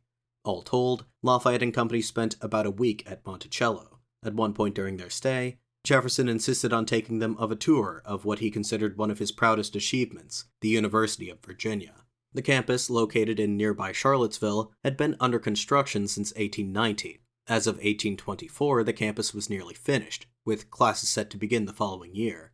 The university had occupied much of Jefferson's attention since leaving the presidency. The almost fanatically secular Jefferson had sought to establish an institution of higher learning not affiliated with any particular religious domination, as many others were at this time. He considered this project so important that he both planned the layout of the campus and devised the original courses himself.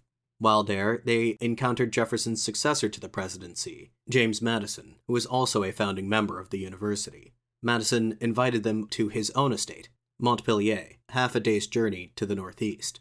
Now, before we follow Lafayette and the others there, I would be remiss not to address the fact that Jefferson's estate, Monticello, was home to a sizable population of slaves, approximately 100 as of that time, of whom about half were able-bodied workers. When one reads the way in which Levasseur writes about the man, evincing the great respect that he, and by extension Lafayette, had for him, one gets the impression that they were willing to completely overlook his participation in the, and I'm paraphrasing Levasseur here, monstrous and unjust institution of slavery. I don't mean to imply here that Levasseur omits any reference to slavery where Jefferson is concerned. He acknowledges the enslaved workers who performed all the agricultural labor on the estate, and from this he attempts to lay out an argument for why slavery is an economically disadvantageous system, remarking that one has difficulty understanding how it has sustained itself for so long and efficient as it is. In regards to Jefferson, Levasseur did not see his ownership of slaves as an indictment of his character. In fact, he claims quite the contrary. Quote, "The good appearance and cheerfulness of the Negroes at Monticello attest, if it is necessary, to the humanity of their master, if such a noble character had need of further attestation." End quote. From all of this, one is left to conclude, at least in Levasseur's case, that in his estimation, Jefferson's intellectual contributions to liberalism outweighed, in a utilitarian sense, the evil of his complicity in the institution of slavery. As for Lafayette, he probably felt intellectually indebted to Jefferson personally, considering how he assisted him in drafting the Declaration of the Rights of Man and Citizen in 1789. Moreover, his close personal friendship with him almost certainly had some bearing of his perception of the issue and his willingness to confront Jefferson about it. To that point, he was apparently willing to debate the topic with Madison, with whom he was also on friendly terms but wasn't quite as close. According to Levasseur, Lafayette tried to approach the matter in a firm yet sympathetic manner. Quote, "The society habitually assembled at Montpelier was composed nearly entirely of landowners of the vicinity, who in general appear as well versed in understanding the great political questions of their country as in agriculture. General Lafayette, who, while understanding the troublesome position of the slave owners in the United States, and unwilling to disregard the obstacles standing in the way of immediate emancipation, nonetheless took the opportunity to defend the rights that all men have, without exception, to liberty, and to raise to Mr. Madison and his friends the question of slavery." End quote. For her part, Fanny Wright, despite her immense and ever-growing antipathy towards slave owners, was willing to make an exception for Jefferson. She seems to have been fully convinced that he, despite owning slaves himself, earnestly desired to see the institution abolished. She was not shy about broaching the subject with Jefferson during their visit to Monticello. The two apparently discussed the issue at some length, and while Fanny would later report in a letter to a friend in Britain that she thought of the week that she spent at Monticello to be the most interesting of her life, she would ultimately be disappointed by Jefferson's proposed solution to the issue of slavery, or really his lack thereof. In mid-November, Lafayette took his leave of Jefferson and Madison, promising to return for one final visit before he departed for France. Throughout this time, the general continued to receive a seemingly endless stream of letters from admirers across the country, requesting for him to visit their respective towns and cities. However, winter was approaching, which would make traveling conditions significantly worse. Lafayette decided to pass the next few months in Washington City before resuming his grand tour in the spring. This meant that he would be present in the nation's capital to witness the results of that year's highly contentious presidential election, which we briefly discussed earlier in this episode. To reiterate, the contest was at this point between 4 candidates: Andrew Jackson, John Quincy Adams, Henry Clay, and William Crawford. The general election, which took place earlier that month, was inconclusive. Jackson won a plurality of popular and electoral votes, but no candidate secured an absolute majority in the Electoral College, and as such, responsibility for determining the next president fell to Congress.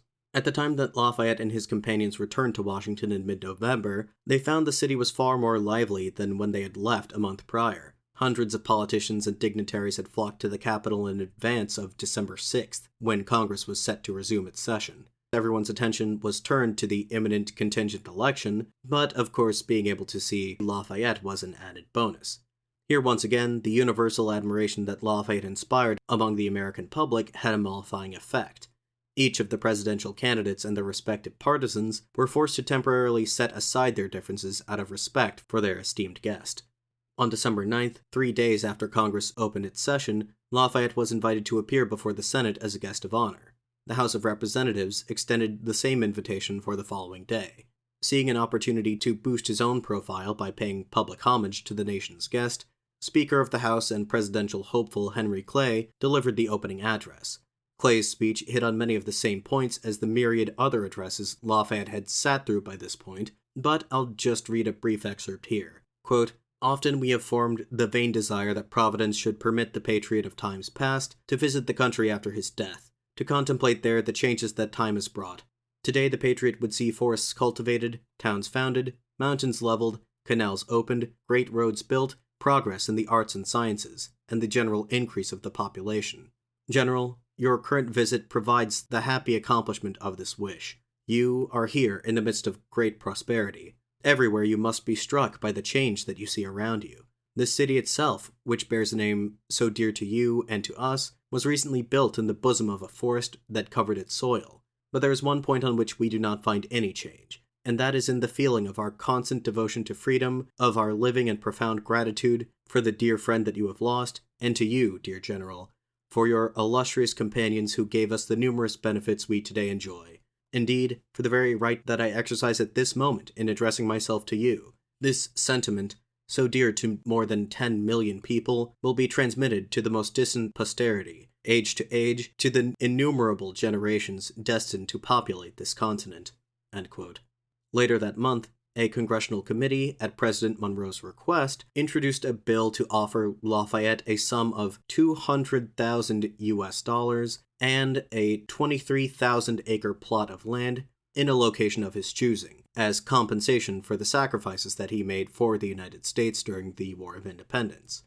The bill was promptly passed by both the Senate and House, with only 20 or so of the 213 representatives voting against it. These representatives, however, wished to make it clear that their decision was simply a matter of policy, and not intended as a reflection of their feelings towards General Lafayette. Upon being informed of this act, Lafayette's first instinct was to politely decline. Levasseur reports, quote, "General Lafayette felt great embarrassment when he learned of the munificence of Congress towards him.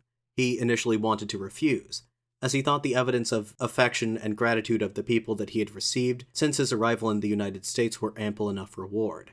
Nonetheless, he felt, by the manner in which this offer was made to him, that he could not refuse it at the risk of offending the American nation and its representatives, and he decided to accept it at once." End quote. Lafayette's later biographer suggests that he had other, less high-minded reasons to accept Congress's gift. They point out that he had accepted remuneration from the U.S. government a few times in the past, and that he had lost a sizable amount of money financing the failed Carbonarist uprisings 2 years prior. In fact, although I don't think I mentioned it earlier, he had to borrow money for his passage to America. The act was signed into law by the president in July of the following year. On New Year's Day, 1825, Congress held a massive banquet in Lafayette's honor. Attendees at this event included President Monroe, most of his cabinet members, most members of the House and Senate, and several other ministers and high-ranking military officers. Foreign ambassadors were invited as well, and all representatives from the major European powers were present, save for one conspicuous absence: France. The banquet-goers made toast after vociferous toast to their guest, who responded to their praise with the following address, quote, "Words to render all my respect and all my gratitude for the kindness which you bestow upon me fail me, but I hope that you will do justice to the ardor of my feelings for America. Permit me to respond to the toasts that have just been made with this: to the perpetual union of the United States. It has saved us in dark times. One day, it will save the world." End quote. The much-anticipated contingent election took place on February 9th. To the surprise of many who expected it to be a long and drawn-out affair, the matter was settled in just a single round of balloting. John Quincy Adams won, securing the votes of 13 states, while Andrew Jackson, the runner-up, secured only 7. William Crawford won 4 states, while Henry Clay was deemed ineligible to stand for the contingent election. Most of his supporters went over to Adams, giving him the edge over Jackson. Some of Jackson's more passionate supporters accused Adams and Clay of making a secret deal, the so-called corrupt bargain, to hand Adams the presidency. More weight was given to these accusations when Adams appointed Clay as his Secretary of State. Earlier that month, Lafayette had overheard some Pennsylvania militiamen, supporters of Jackson, threatening to march on the Capitol if their preferred candidate was somehow cheated out of the presidency. Hearing this, a pit formed in his stomach. He began to worry that perhaps the United States detractors were right, that this election would be the test that the young republic could not overcome. His fears were assuaged the next evening, at a reception hosted by President Monroe, where he witnessed Jackson sincerely congratulate his erstwhile adversary, Adams, on his victory. Some time later, Lafayette encountered the same militiamen who had raised the specter of violent insurrection not so long ago. When he asked when they planned to lay siege to the Capitol, he was pleased to hear their reply, quote, "You recollect our threats. In truth, we went too far, but our opponents disregarded it and acted properly. Now that the matter is settled, all that's left for us to do is comply. We will support President Adams as zealously as though he were our own man, but at the same time we shall keep a close watch on his administration and will criticize or defend it as necessary. 4 years are soon past, and the consequences of a bad election are easily resolved." End quote. Reassured that democracy would prevail in America, Lafayette could now rest a little easier. Towards the end of February, Lafayette and his party set out on their tour of the southern United States. George had, with assistance from the U.S. Postmaster General, drawn up a detailed itinerary that would ensure that they would be able to visit each of the southern and westernmost states and still make it to Boston in time for the anniversary of the Battle of Bunker Hill on June 17th. From Washington City, they traveled through Virginia into North Carolina. The highlight of this part of the trip was their visit to the city of Fayetteville on the 4th and 5th of March. Here, I think it would be appropriate to have a brief discussion of places named after Lafayette. As my American listeners, or really anyone who has spent a considerable amount of time in the United States would know, places named after Lafayette are incredibly ubiquitous here. No fewer than 4 major American cities bear his name: Lafayette, Indiana, Lafayette, Louisiana, Fayetteville, Arkansas, and, of course, Fayetteville, North Carolina. And it isn't just cities either. There are numerous counties, unincorporated townships, streets, parks, buildings, you name it. Given how much publicity Lafayette's 1824 tour generated, it shouldn't come as a surprise to learn that many of these places received their names around that time. For example, Lafayette Square in Washington, D.C. was christened such in 1824. Lafayette Street in Manhattan was built in 1825. Lafayette College, a small liberal arts school in Pennsylvania, was founded in 1826. The aforementioned Fayetteville, North Carolina, is somewhat unique in that it was founded significantly earlier, in 1783, making it the first city of its kind. By that same token, it also has the unique distinction of being the only one of several cities named after Lafayette that was ever visited by its namesake. Sitting on the banks of the Cape Fear River in the south-central part of the state, Fayetteville, as of 1824, was a city with a population of 4,000, 1/3 of which, Levasseur notes disapprovingly, were slaves. Nonetheless, Lafayette could not help but express his immense gratitude towards the people of Fayetteville for the rousing welcome they gave him. As Levasseur writes of it, quote, "On March 4th, we arrived in the pretty little town of Fayetteville. The weather was absolutely dreadful. The rain fell in torrents. And yet, several miles before the city, the road was covered with men and children on horseback, militiamen following on foot. The city streets were crowded with ladies all dressed in their finery, rushing incautiously across the rivulets to approach the general's carriage, so seized by the pleasure of gazing upon him that they didn't appear to notice the flood that seemed able to engulf them. This enthusiasm is more easily understood when one considers that it was manifested by the inhabitants of a city founded 40 years ago to perpetuate the memory of the very person they were honoring at this moment." End quote. As charmed as Lafayette was with Fayetteville and its inhabitants, he was on a tight schedule. He spent only 2 days there before he had to hit the road again. Pressing on into South Carolina, their next destination was Camden, a small town that was the site of a battle on August 16th, 1780. A battle which, unfortunately, has gone down in history as one of the worst defeats suffered by the Continental Army during the Revolutionary War. The Battle of Camden claimed the life of the Baron de Kalb, who, as you may remember, was instrumental in arranging for Lafayette's passage to America in 1777.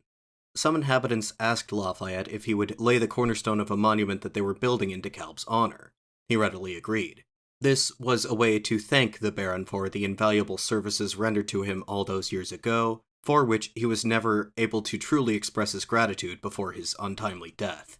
After laying the cornerstone, Lafayette delivered a short speech praising de Kalb for his bravery and the sacrifice that he made on behalf of the cause.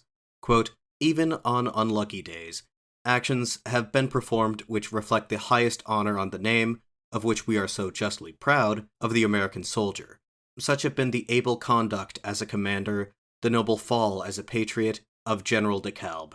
I gratefully acknowledge your kindness in associating me to the tribute paid to the memory of a friend who, as you observe, was the earliest confidant and companion of my devotion to the American cause."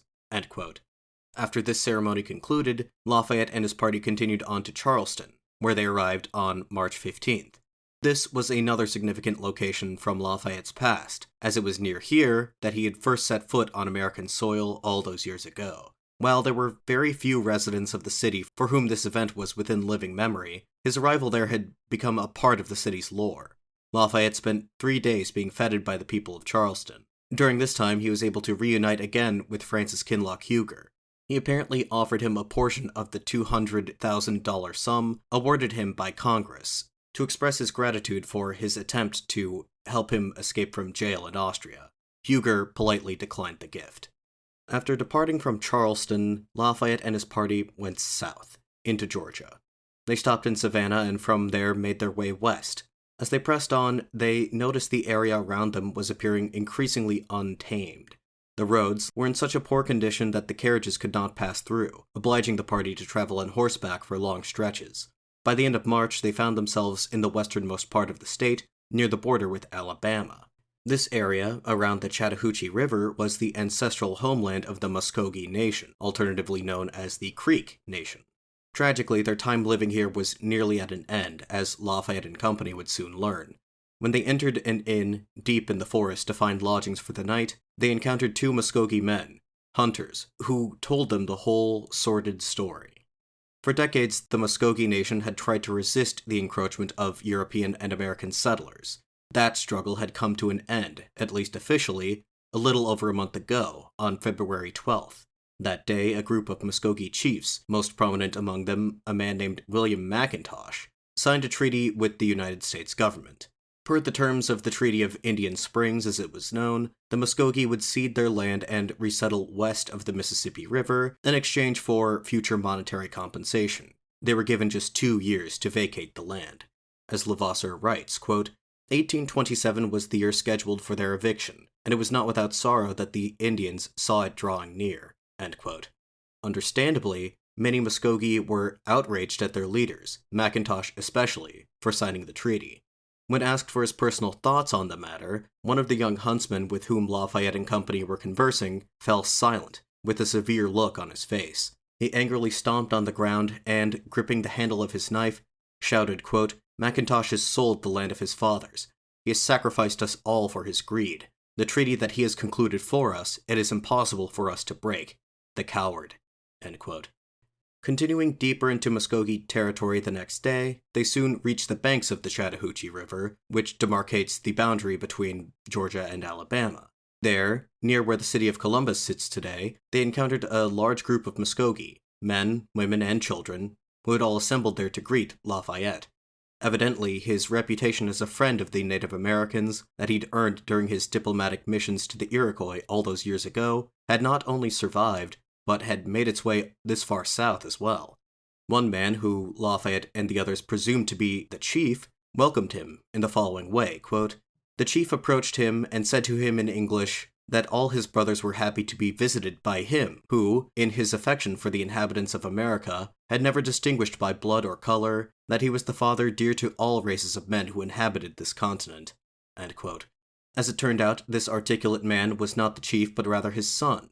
Levasseur does not identify him by name in his journal, but based on the information he provides, that the man in question was in his mid to late 20s, of relatively pale complexion, spoke English fluently, and that he was the eldest son of William McIntosh, we can safely conclude that this man was William Chillicothe McIntosh, although he went exclusively by his nickname Chili. I'll now read more from Levasseur's account of this initial interaction with the younger McIntosh. Quote, "His face was noble, his expression melancholy. When he wasn't speaking, he fixed his eyes squarely to the ground. When he told me he was the eldest son of Chief McIntosh, I could not recall without pain the curse against this chief of the Creeks that I had heard the night before. This was no doubt what gave an air of despondency and meditation to the young man." End quote. Further conversation with Chili revealed that he was just as upset at the treaty that his father had signed as anyone else, but he tried to have a more pragmatic outlook on the situation. Quote, "From what I could gather by talking to him, his intelligence had been developed at the expense of his happiness. He appreciated the true position of his nation. He saw that it was weakened, and he foresaw its impending destruction. He recognized that it was impossible to cling on to his people's ancestral way of life. The vicinity of civilized men had stymied their progress, and had introduced them to vices that they were previously unaware. He appeared to hope that the treaty, by removing them to a country entirely uninhabited, would reinvigorate the ancient organization of the tribes, or at least guarantee their preservation in their current condition." End quote. After spending some time among the Muskogee, Lafayette and his party got back on the road on March 31st. Their next destination was the port town of Mobile, Alabama, from which they planned to travel to New Orleans via boat. Knowing that they would have to travel over 200 miles through undeveloped wilderness, Chili offered his services as a guide, which the party gratefully accepted. All told, the journey took them 7 days, including a brief stop in Alabama's state capital of Montgomery. While in Muskogee territory, the party was able to witness for themselves the dishonorable ways in which white settlers treated the natives. In particular, Levasseur recounts an incident in which a white shopkeeper assaulted a Muskogee man who he accused of stealing a bottle of whiskey that Levasseur had witnessed him pay for just moments ago. He made his feelings on this sort of conduct abundantly clear in the next passage of his journal. Quote, "These greedy men, who unscrupulously poison the tribes with hard liquor and proceed to ruin them afterwards with bad faith transactions, are the most cruel and dangerous enemies of the Indians, whom they nonetheless accuse of being thieves, idlers, and drunkards. The vices for which they reproach the children of the forests are only the result of their proximity to civilization. These acts are the dishonor of those men, so proud of the whiteness of their skin, who call themselves civilized." End quote. Upon reaching Mobile, Chili McIntosh bade farewell to the travelers. I'll now quote again at some length from Levasseur's account of that moment. Quote, "The goodbyes McIntosh gave to the general were quite sad. He appeared overwhelmed by melancholy premonitions. After having taken leave of the general and his son, he then turned to me, put his right forearm on mine, and raised his left to the sky, saying, 'Farewell. Accompany our father and watch over him. I pray that the Great Spirit also watches over him, and helps him to return to his children in France without misfortune. His children are our brethren. I hope that he will not forget us.' His voice quavered, his face was somber, and the light of the moon gave his words a solemnity by which I was profoundly moved. I wanted to respond to him, but he left abruptly and disappeared into the night." End quote. By the end of that month, Chief William McIntosh would be dead, By signing the treaty with the United States government, he'd effectively signed his own writ of execution. A council of Muskogee leaders pronounced him guilty of treason and condemned him to death. On April 30th, a force of over 100 tribal policemen ambushed the chief at his home and shot him to death. His son, Chili, deemed guilty by association, managed to narrowly escape the attackers.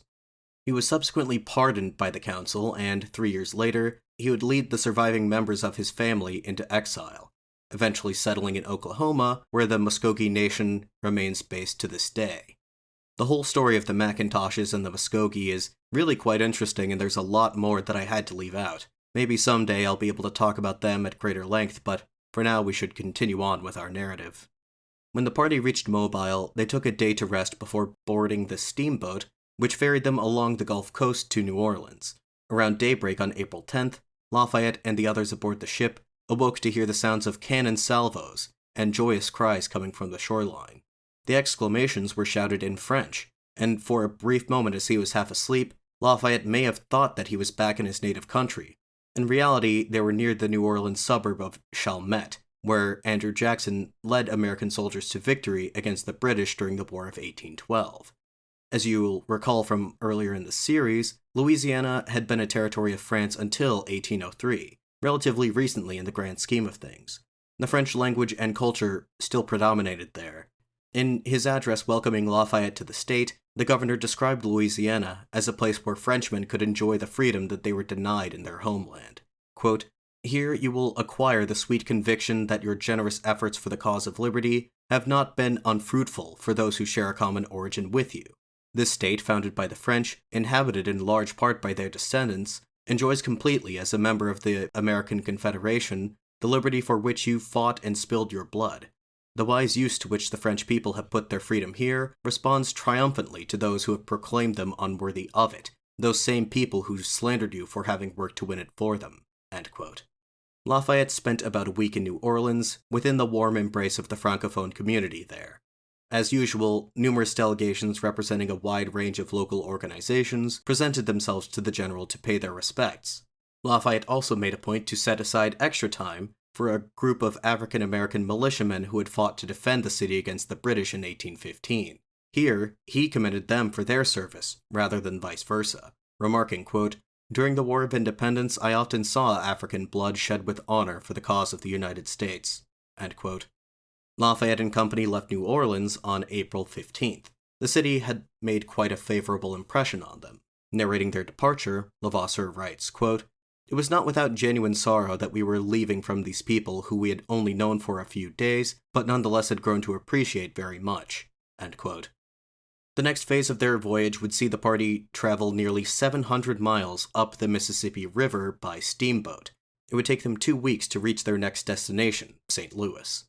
Lafayette would take advantage of the downtime to get some much-needed rest. There were no diversions along the way because, as Levasseur describes, they were surrounded by complete wilderness on all sides. Quote, "We parted from the civilized world, so to speak. From this city to St. Louis, we did not encounter a single cluster of buildings that could be called a town or even a village. The banks of the Mississippi were lower, and now all we can see are the lands flooded and covered with thick forests impenetrable to the rays of the sun. Swarms of mosquitoes emanating from there, which hurl themselves in clouds upon travelers, render travel nearly intolerable if one has not taken the precaution of acquiring mosquito nets." End quote. Arriving in St. Louis on April 29th, they were welcomed by former Missouri Governor William Clark of the famed Lewis and Clark expedition. They spent the day touring the nearby mounds at Cahokia, the site of a significant pre-Columbian Native American settlement. Afterwards, Clark showed them a collection of some of the artifacts that he'd acquired in his travels before they attended a banquet hosted by prominent men of the city that evening. Leaving the following day, Lafayette and his party boarded the steamboat once again and began traveling downstream. They intended to reach the confluence of the Mississippi and Ohio rivers in order to travel back east along the latter. On the way, they stopped in Kaskaskia, Illinois, formerly the administrative center of Upper Louisiana when it was still a French possession. To their surprise, they found that there was still a decently sized French-speaking population living there. However, their interactions with the residents of Kaskaskia were not nearly as pleasant as theirs with the more refined residents of New Orleans. Levasseur found that they were more or less completely ignorant of any of the events that had transpired in France, more or less since the reign of Louis XIV. Quote, "Haven't you had," said one of them, who had just asked me a host of questions about General Lafayette that an American child of 10 would not have asked, "haven't you had, in addition, another famous general called Napoleon, who made very glorious wars for you?" I think that if Napoleon himself were to hear a similar question, his vanity would have suffered. I did my best to answer the questions of this man, and to make him and his acquaintances understand who exactly this famous General Napoleon was. End quote. After giving his audience a brief rundown of the past 40 years or so of French history, one of the men exclaimed, quote, "And you have suffered all of that? How in beautiful France is one not free like in the state of Illinois? Good God, is that possible? You cannot write or speak freely? You cannot name the mayors of your towns and villages? You do not have the right to elect your own representatives? None of you can elect the head of your government, and yet you pay such heavy taxes. Good God, our kinsmen in France are to be pitied more than the Negro slaves of Louisiana." End quote. From Kaskaskia, it was a relatively short distance to the mouth of the Ohio River. Then they continued southeast down the Cumberland River, following its winding path a little over 150 miles southeast into Tennessee. After 2 days, they arrived in the state's capital of Nashville on May 4th. This was the home state of Andrew Jackson, the war hero turned politician, and when Lafayette and his party disembarked just outside the city, Jackson and a corps of his militia were at the front of the crowd of people who had assembled to welcome him. They processed in town to the typical fanfare and were given a public reception. Lafayette and the others spent 3 days in Nashville, most of that time being spent in the company of Jackson. Despite Jackson's historic reputation for his volatile temperament, he and Lafayette got along quite well, apparently. They were able to bond over their shared interest in agriculture as well as their shared affiliation with the Freemasons. On May 7th, Lafayette took his leave of General Jackson and the people of Nashville. Boarding the steamboat once again, they backtracked along the Cumberland River to return to the Ohio. The next day passed without any noteworthy occurrences. Lafayette spent a considerable amount of time below deck, writing replies to the multitude of letters, 600 of them according to Levasseur, that he'd received from across the United States. And then he went to bed early. Just after midnight, he was awoken suddenly when the ship crashed to a halt. Still in his nightgown, he went up to the deck to investigate. He learned that the ship had hit a snag and that it was rapidly sinking. Immediately, Georges Levasseur and Lafayette's valet Bastien helped the general board a lifeboat, which was made somewhat difficult on account of his bad leg. Levasseur and Georges stayed aboard to help the others escape and to save what personal possessions they could, while Bastien and Lafayette rowed to shore. Thanks to the quick and decisive action of everyone involved, no one died or was seriously injured. The only casualties that night were the passengers' luggage, including all of the 600 letters that he had just spent the previous day responding to. This actually came as somewhat of a relief to Lafayette, as it spared him from a lot of tedium in the near future. The survivors lit bonfires on the shore for warmth, while some of the more intrepid among them ventured back to the grounded ship to scavenge for food. Levasseur describes the atmosphere that night in the following way. Quote, "These searches yielded us a trunk belonging to the general, in which were the most valuable of his papers, and a small part of the baggage of the other passengers. They also returned with a leg of smoked venison, some biscuits, a case of Bordeaux wine, and a keg of Madeira. Along the riverbank was debris of all kinds, in the midst of which each of us searched anxiously to see if he recognized any of his property. Some were enumerating their losses sadly, but others could not prevent themselves from laughing at their lack of clothing. This latter attitude ended up prevailing, and soon jokes circulated among the fires of our camp, cheered up even the most mournful faces, and gave our shipwreck the appearance of a pleasure party." End quote. Fortunately, around daybreak, the survivors were able to flag down another boat. The captain was more than happy to take Lafayette and his companions aboard, thereby allowing them to continue their journey. They traveled further up the Ohio River, making stops in Louisville, Kentucky, Jeffersonville, Indiana, and Cincinnati, Ohio, until reaching the river's origin at Pittsburgh, Pennsylvania, by May 30th. It was in Pittsburgh that Lafayette was able to reunite, albeit briefly, with Fanny Wright. Now, you may or may not have noticed that Fanny Wright and her sister Camilla dropped out of our narrative after the visit to Thomas Jefferson. This was not an oversight on my part. After leaving Monticello, Fanny, along with her sister, returned to Washington with Lafayette in November. Through the winter months, she was constantly nearby as the general made his social rounds in the nation's capital. However, when he announced his intention to tour the southern half of the country, Fanny hesitated. Since accompanying Lafayette through Virginia a few months prior, her preoccupation with the issue of slavery had become almost monomaniacal. During the intermittent bouts of illness that she suffered through the winter, Fanny passed the time by intently reading everything she could on the topic.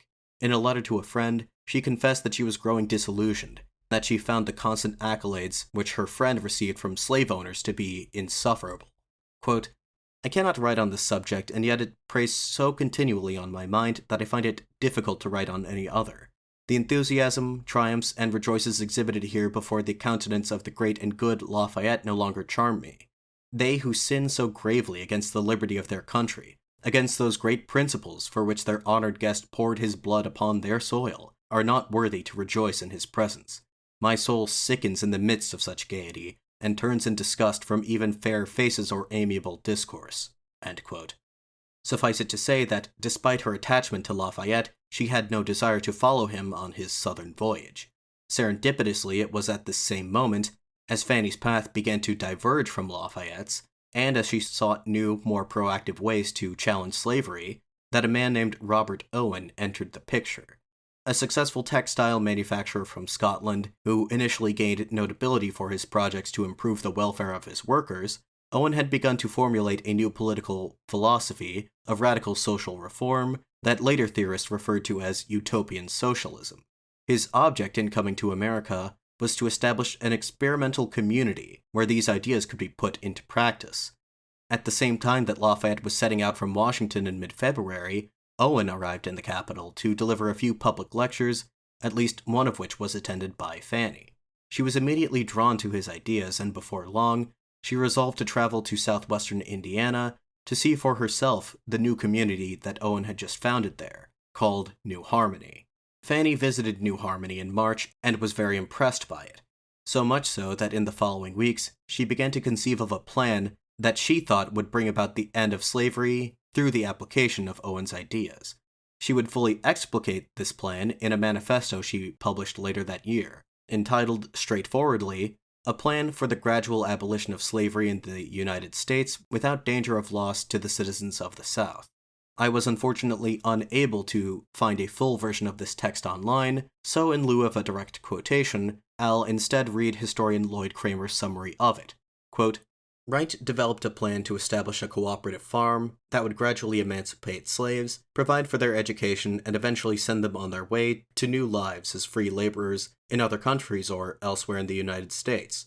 She hoped to end slavery in a relatively painless way, by using the farm's profits to compensate slave owners to send their slaves to work on the land of her community, all the while giving the slaves themselves the skills they would need to become independent.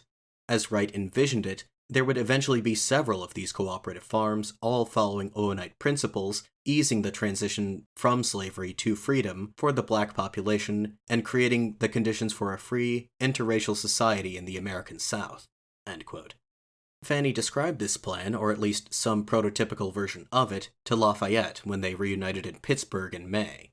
It had taken her some time to work up the courage to have this conversation with him, not because she expected him to disapprove of her plans. Quite the contrary. He fully supported her project, later calling it a, quote, "touching and noble enterprise," end quote. Rather, the cause of Fanny's anxiety was that she had to break the news to him that she did not intend to return with him to Europe. Fanny had reached the conclusion that Lafayette's family would never fully accept her, and that it would be for the best if she set out on her own path in life. She left this part unsaid in her conversation with Lafayette, but as she explained to a friend of hers in Europe, quote, "They will ever be between me and my revered friend. To leave him on their account I never could, and yet to stay would make me wretched. This great object, the emancipation of slaves, is the only one which could have ever brought his generous and tender nature to bear a separation, rendering it possible without giving pain or producing embarrassment." End quote.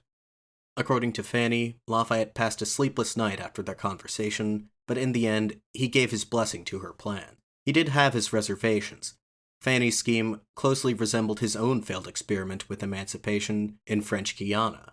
He knew from experience the odds that were stacked against her, but by that same token, he understood all too well her youthful optimism.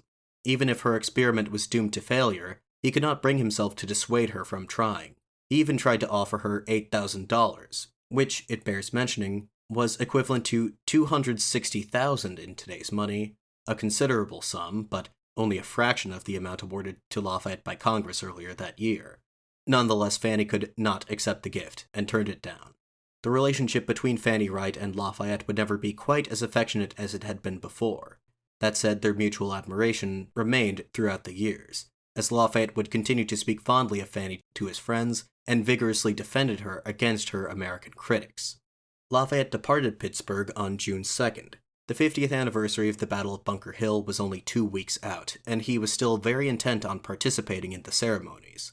Following the itinerary that George had drawn up earlier that year, Lafayette and his party would travel through New York State to reach Boston. They went first to Buffalo, and after making a brief diversion to admire Niagara Falls, they continued on their way, following the path of the as-yet unfinished Erie Canal eastward towards its origin at the Hudson River near Albany. From there, it was another 175 miles or so to Boston. They were able to complete this journey in just 3 days. Lafayette's arrival in Boston on June 15th, 2 days before the anniversary, was reported with astonishment by American newspapers. There had been some doubts that Lafayette would be able to make it in time. These doubts were quite reasonable considering that since February, he and his party had traveled over 3,000 miles across practically the entire breadth of the extant United States in just under 4 months. This feat is all the more remarkable considering that the general did all of this at the age of 67. He was no doubt weary from his travels, but there was little time to rest. The 50th anniversary of the Battle of Bunker Hill was soon upon them. The day's proceedings were fairly typical of the celebrations that I've described multiple times throughout this episode, with one important distinction. Lafayette was not the center of attention, or at least, the celebration was not held explicitly in his honor. Contemporary sources claim that 200,000 people from across the United States were in attendance that day, which strains credulity considering that that figure is 40,000 more than the entire population of New York City at that time. Suffice it to say, though, that the day's events were well attended. In front of this mass of spectators, among whom were 13 survivors of the battle being commemorated, Lafayette laid the cornerstone of the monument. Afterwards, Massachusetts Congressman Daniel Webster delivered an effusive speech which, despite its length, was rather well received. So much so that, for years afterwards, it was held up as a masterclass of American oratory, and was taught to students of rhetoric in classrooms across the U.S. As much as I'd like to read the entire thing to you now, I wasn't exaggerating when I said that it was quite long. It's in excess of 7,000 words, and would probably take an hour to read aloud. So to save us all some time, I'll only quote one particular segment of the speech in which he addressed Lafayette directly. To give you the immediate context, this excerpt comes just after Webster described the background and the events of the Battle of Bunker Hill in exhaustive detail. Quote, "The tale of these events reached a noble foreigner who hears us today, but he has not forgotten that his youthful valor was awakened by the report of the battlefield at Bunker Hill. Mr. Lafayette, we have intended on this day to commemorate the establishment of the public principles of liberty, and to honor their distinguished defenders. We dare not eulogize the living at such a solemn occasion, but your attachment to this country and these particular circumstances call on me to express the pleasure that we derive from your presence here today. Fortunate, fortunate man. What measures of devotion do you owe to Providence, which has plotted out the circle of your extraordinary life? You belong to both hemispheres and to 2 generations. Heaven saw it fit that the electric spark of liberty should be conducted by you from the New World to the Old, and we, whom duty and patriotism have called here, have learned from our fathers to cherish your name and your virtues. You will count, no doubt, in the number of fortunate events of your life, the good luck that enables you to be present at this solemnity. You now behold the very field of battle, the report of which reached you in the heart of France, and aroused a generous ardor in your soul." End quote. The conclusion of Webster's address was heralded by the sounds of church bells and cannon fire. As onlookers broke out into a hymn, Lafayette asked for a small sack of earth from the site that he could take with him back to France. At the reception held that evening, Lafayette offered a toast to, quote, "Bunker Hill and the holy resistance to oppression which has already liberated the American hemisphere. May the anniversary toast at the jubilee of the next half-century be to a liberated Europe. End quote. Perhaps a bit overly optimistic, but the day's proceedings had left him in very high spirits. In a letter to his family back in France, Lafayette wrote of the celebration in quasi-religious terms, saying, quote, "It was the most sublime patriotic festival ever celebrated. Nothing can compare to it, except the Federation of 1790, end quote. Lafayette spent the next few days in and around Boston. In order to fulfill his promise to visit all 24 states, there were only 2 left for him to check off the list, Maine and Vermont. So after paying a final visit to John Adams, he departed Boston on June 22nd. The excursion was quite quick, and he was back in New York City in time for the Independence Day celebrations on July 4th. He stayed for 10 days, spending practically the entire time going from one public event to the next. One day in particular, he was invited to another cornerstone-laying event, this one being for a new public library being constructed in Brooklyn. One witness present that day, a 6-year-old boy, later wrote fondly of his personal encounter with the general. Quote, "They were, at that time, just commencing the foundation of the building, and Lafayette had consented to lay the cornerstone with his own hands. Some mile and a half away he stopped, got out of the carriage, and, in the midst of the crowd, assisted the other gentlemen in lifting the children up from the heaps of stone to safe spots from where they could see the ceremony. Happening to stand near, I remember I was taken up by Lafayette in his arms and held a moment. I remember that he pressed my cheek with a small kiss as he sat me down. The childish wonder and nonchalance during the whole affair at that time, contrasting with the indescribable preciousness of the reminiscence since. That beautiful sunny day, even 60 years since the occasion, made a picture that time has continued to set deeper and deeper in my recollection." End quote. That young boy, writing in the twilight of his life, all those years later, was the renowned poet Walt Whitman. Originally, Lafayette planned to leave for France in mid-August, sailing aboard a civilian vessel like the one that he had arrived in. However, President John Quincy Adams insisted that he be carried back to Europe aboard a state-of-the-art naval frigate, suitably christened as the USS Brandywine. Lafayette couldn't bring himself to decline the honor, but this did require that he delay his departure until early December, while the ship, which had only just been launched in June, was fitted for the journey. With some extra time to kill, Lafayette and company left New York City on July 14th and made their way to Philadelphia, where they stayed for about a week. They took a day to tour the battlefield at Brandywine, where Lafayette fought his first real battle and was wounded in service of the American cause.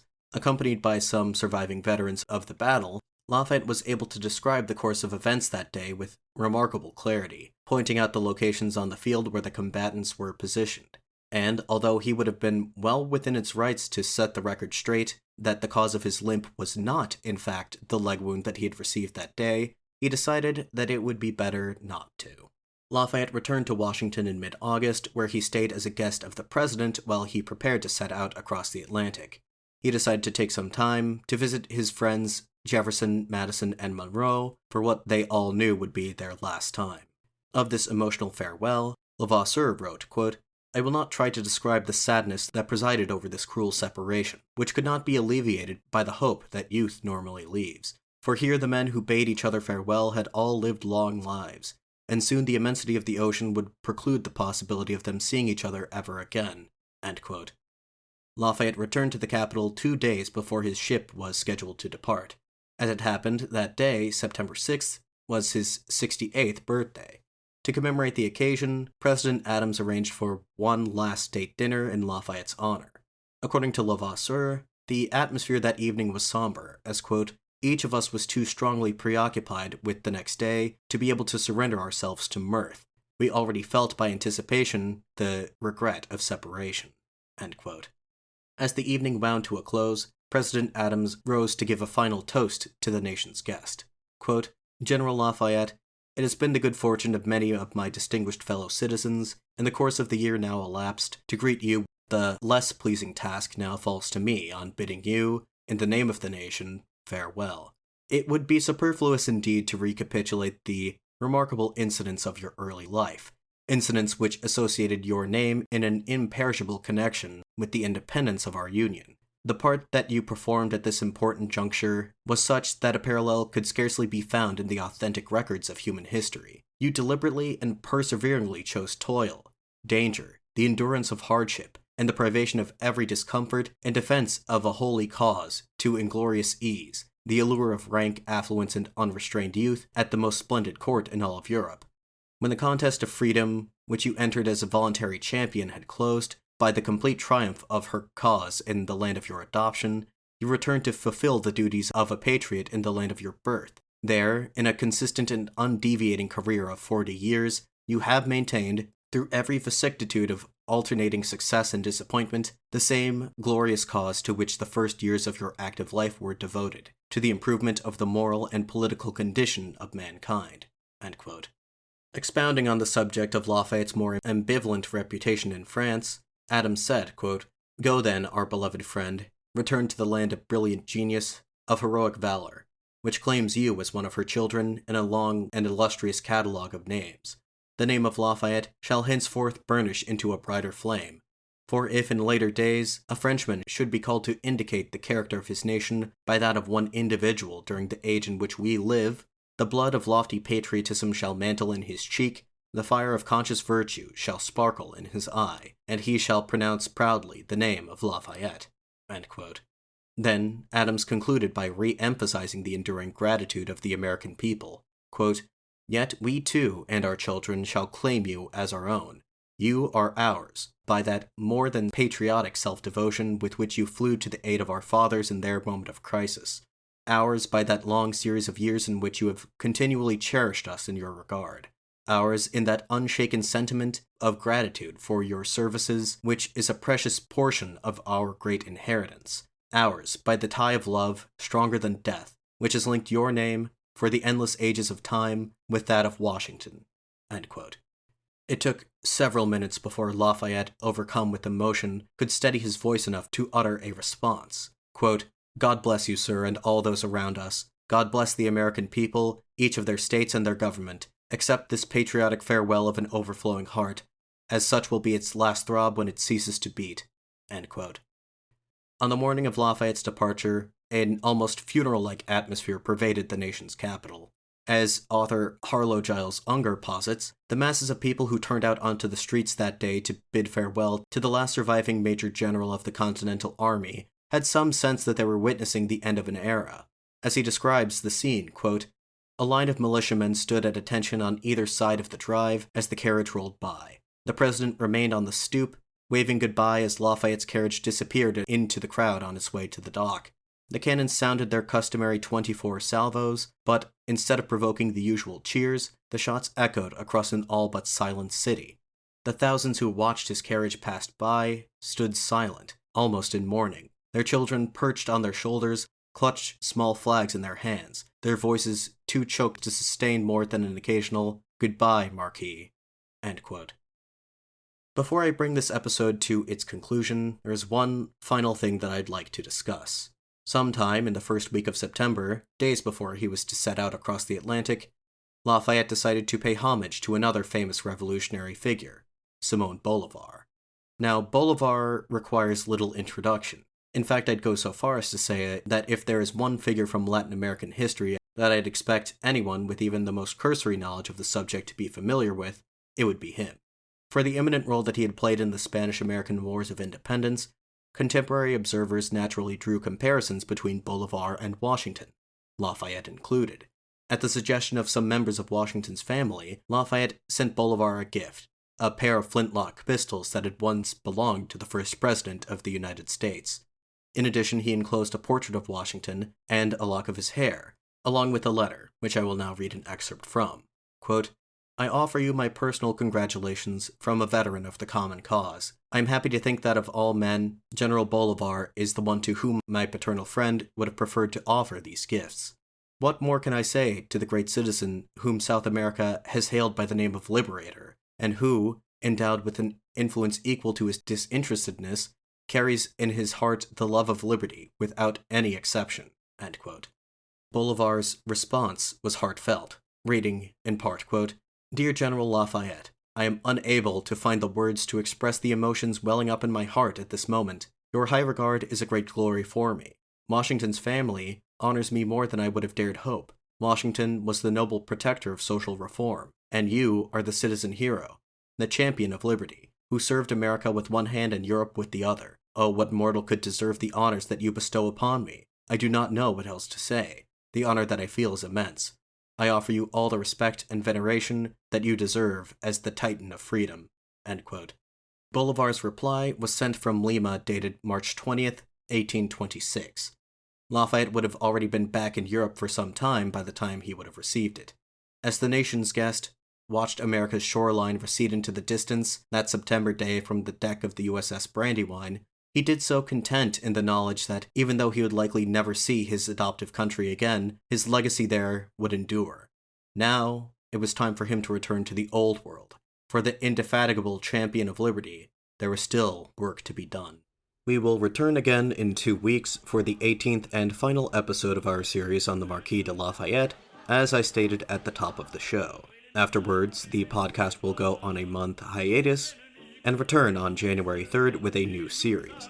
As always, please feel free to send me your thoughts, questions, comments, or concerns. The best way to do so is via the show's email, perspectivesinhistorypod@gmail.com.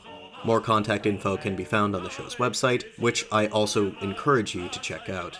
If you enjoy the show, please help me out by reviewing it on your podcast listening platform of choice, or by purchasing some used books from me using the link in the description. Anyway, that should about do it for now. Until 2 weeks, this has been the Perspectives in History podcast. Thank you very much for listening. I'm your host, Willem Connor, signing off.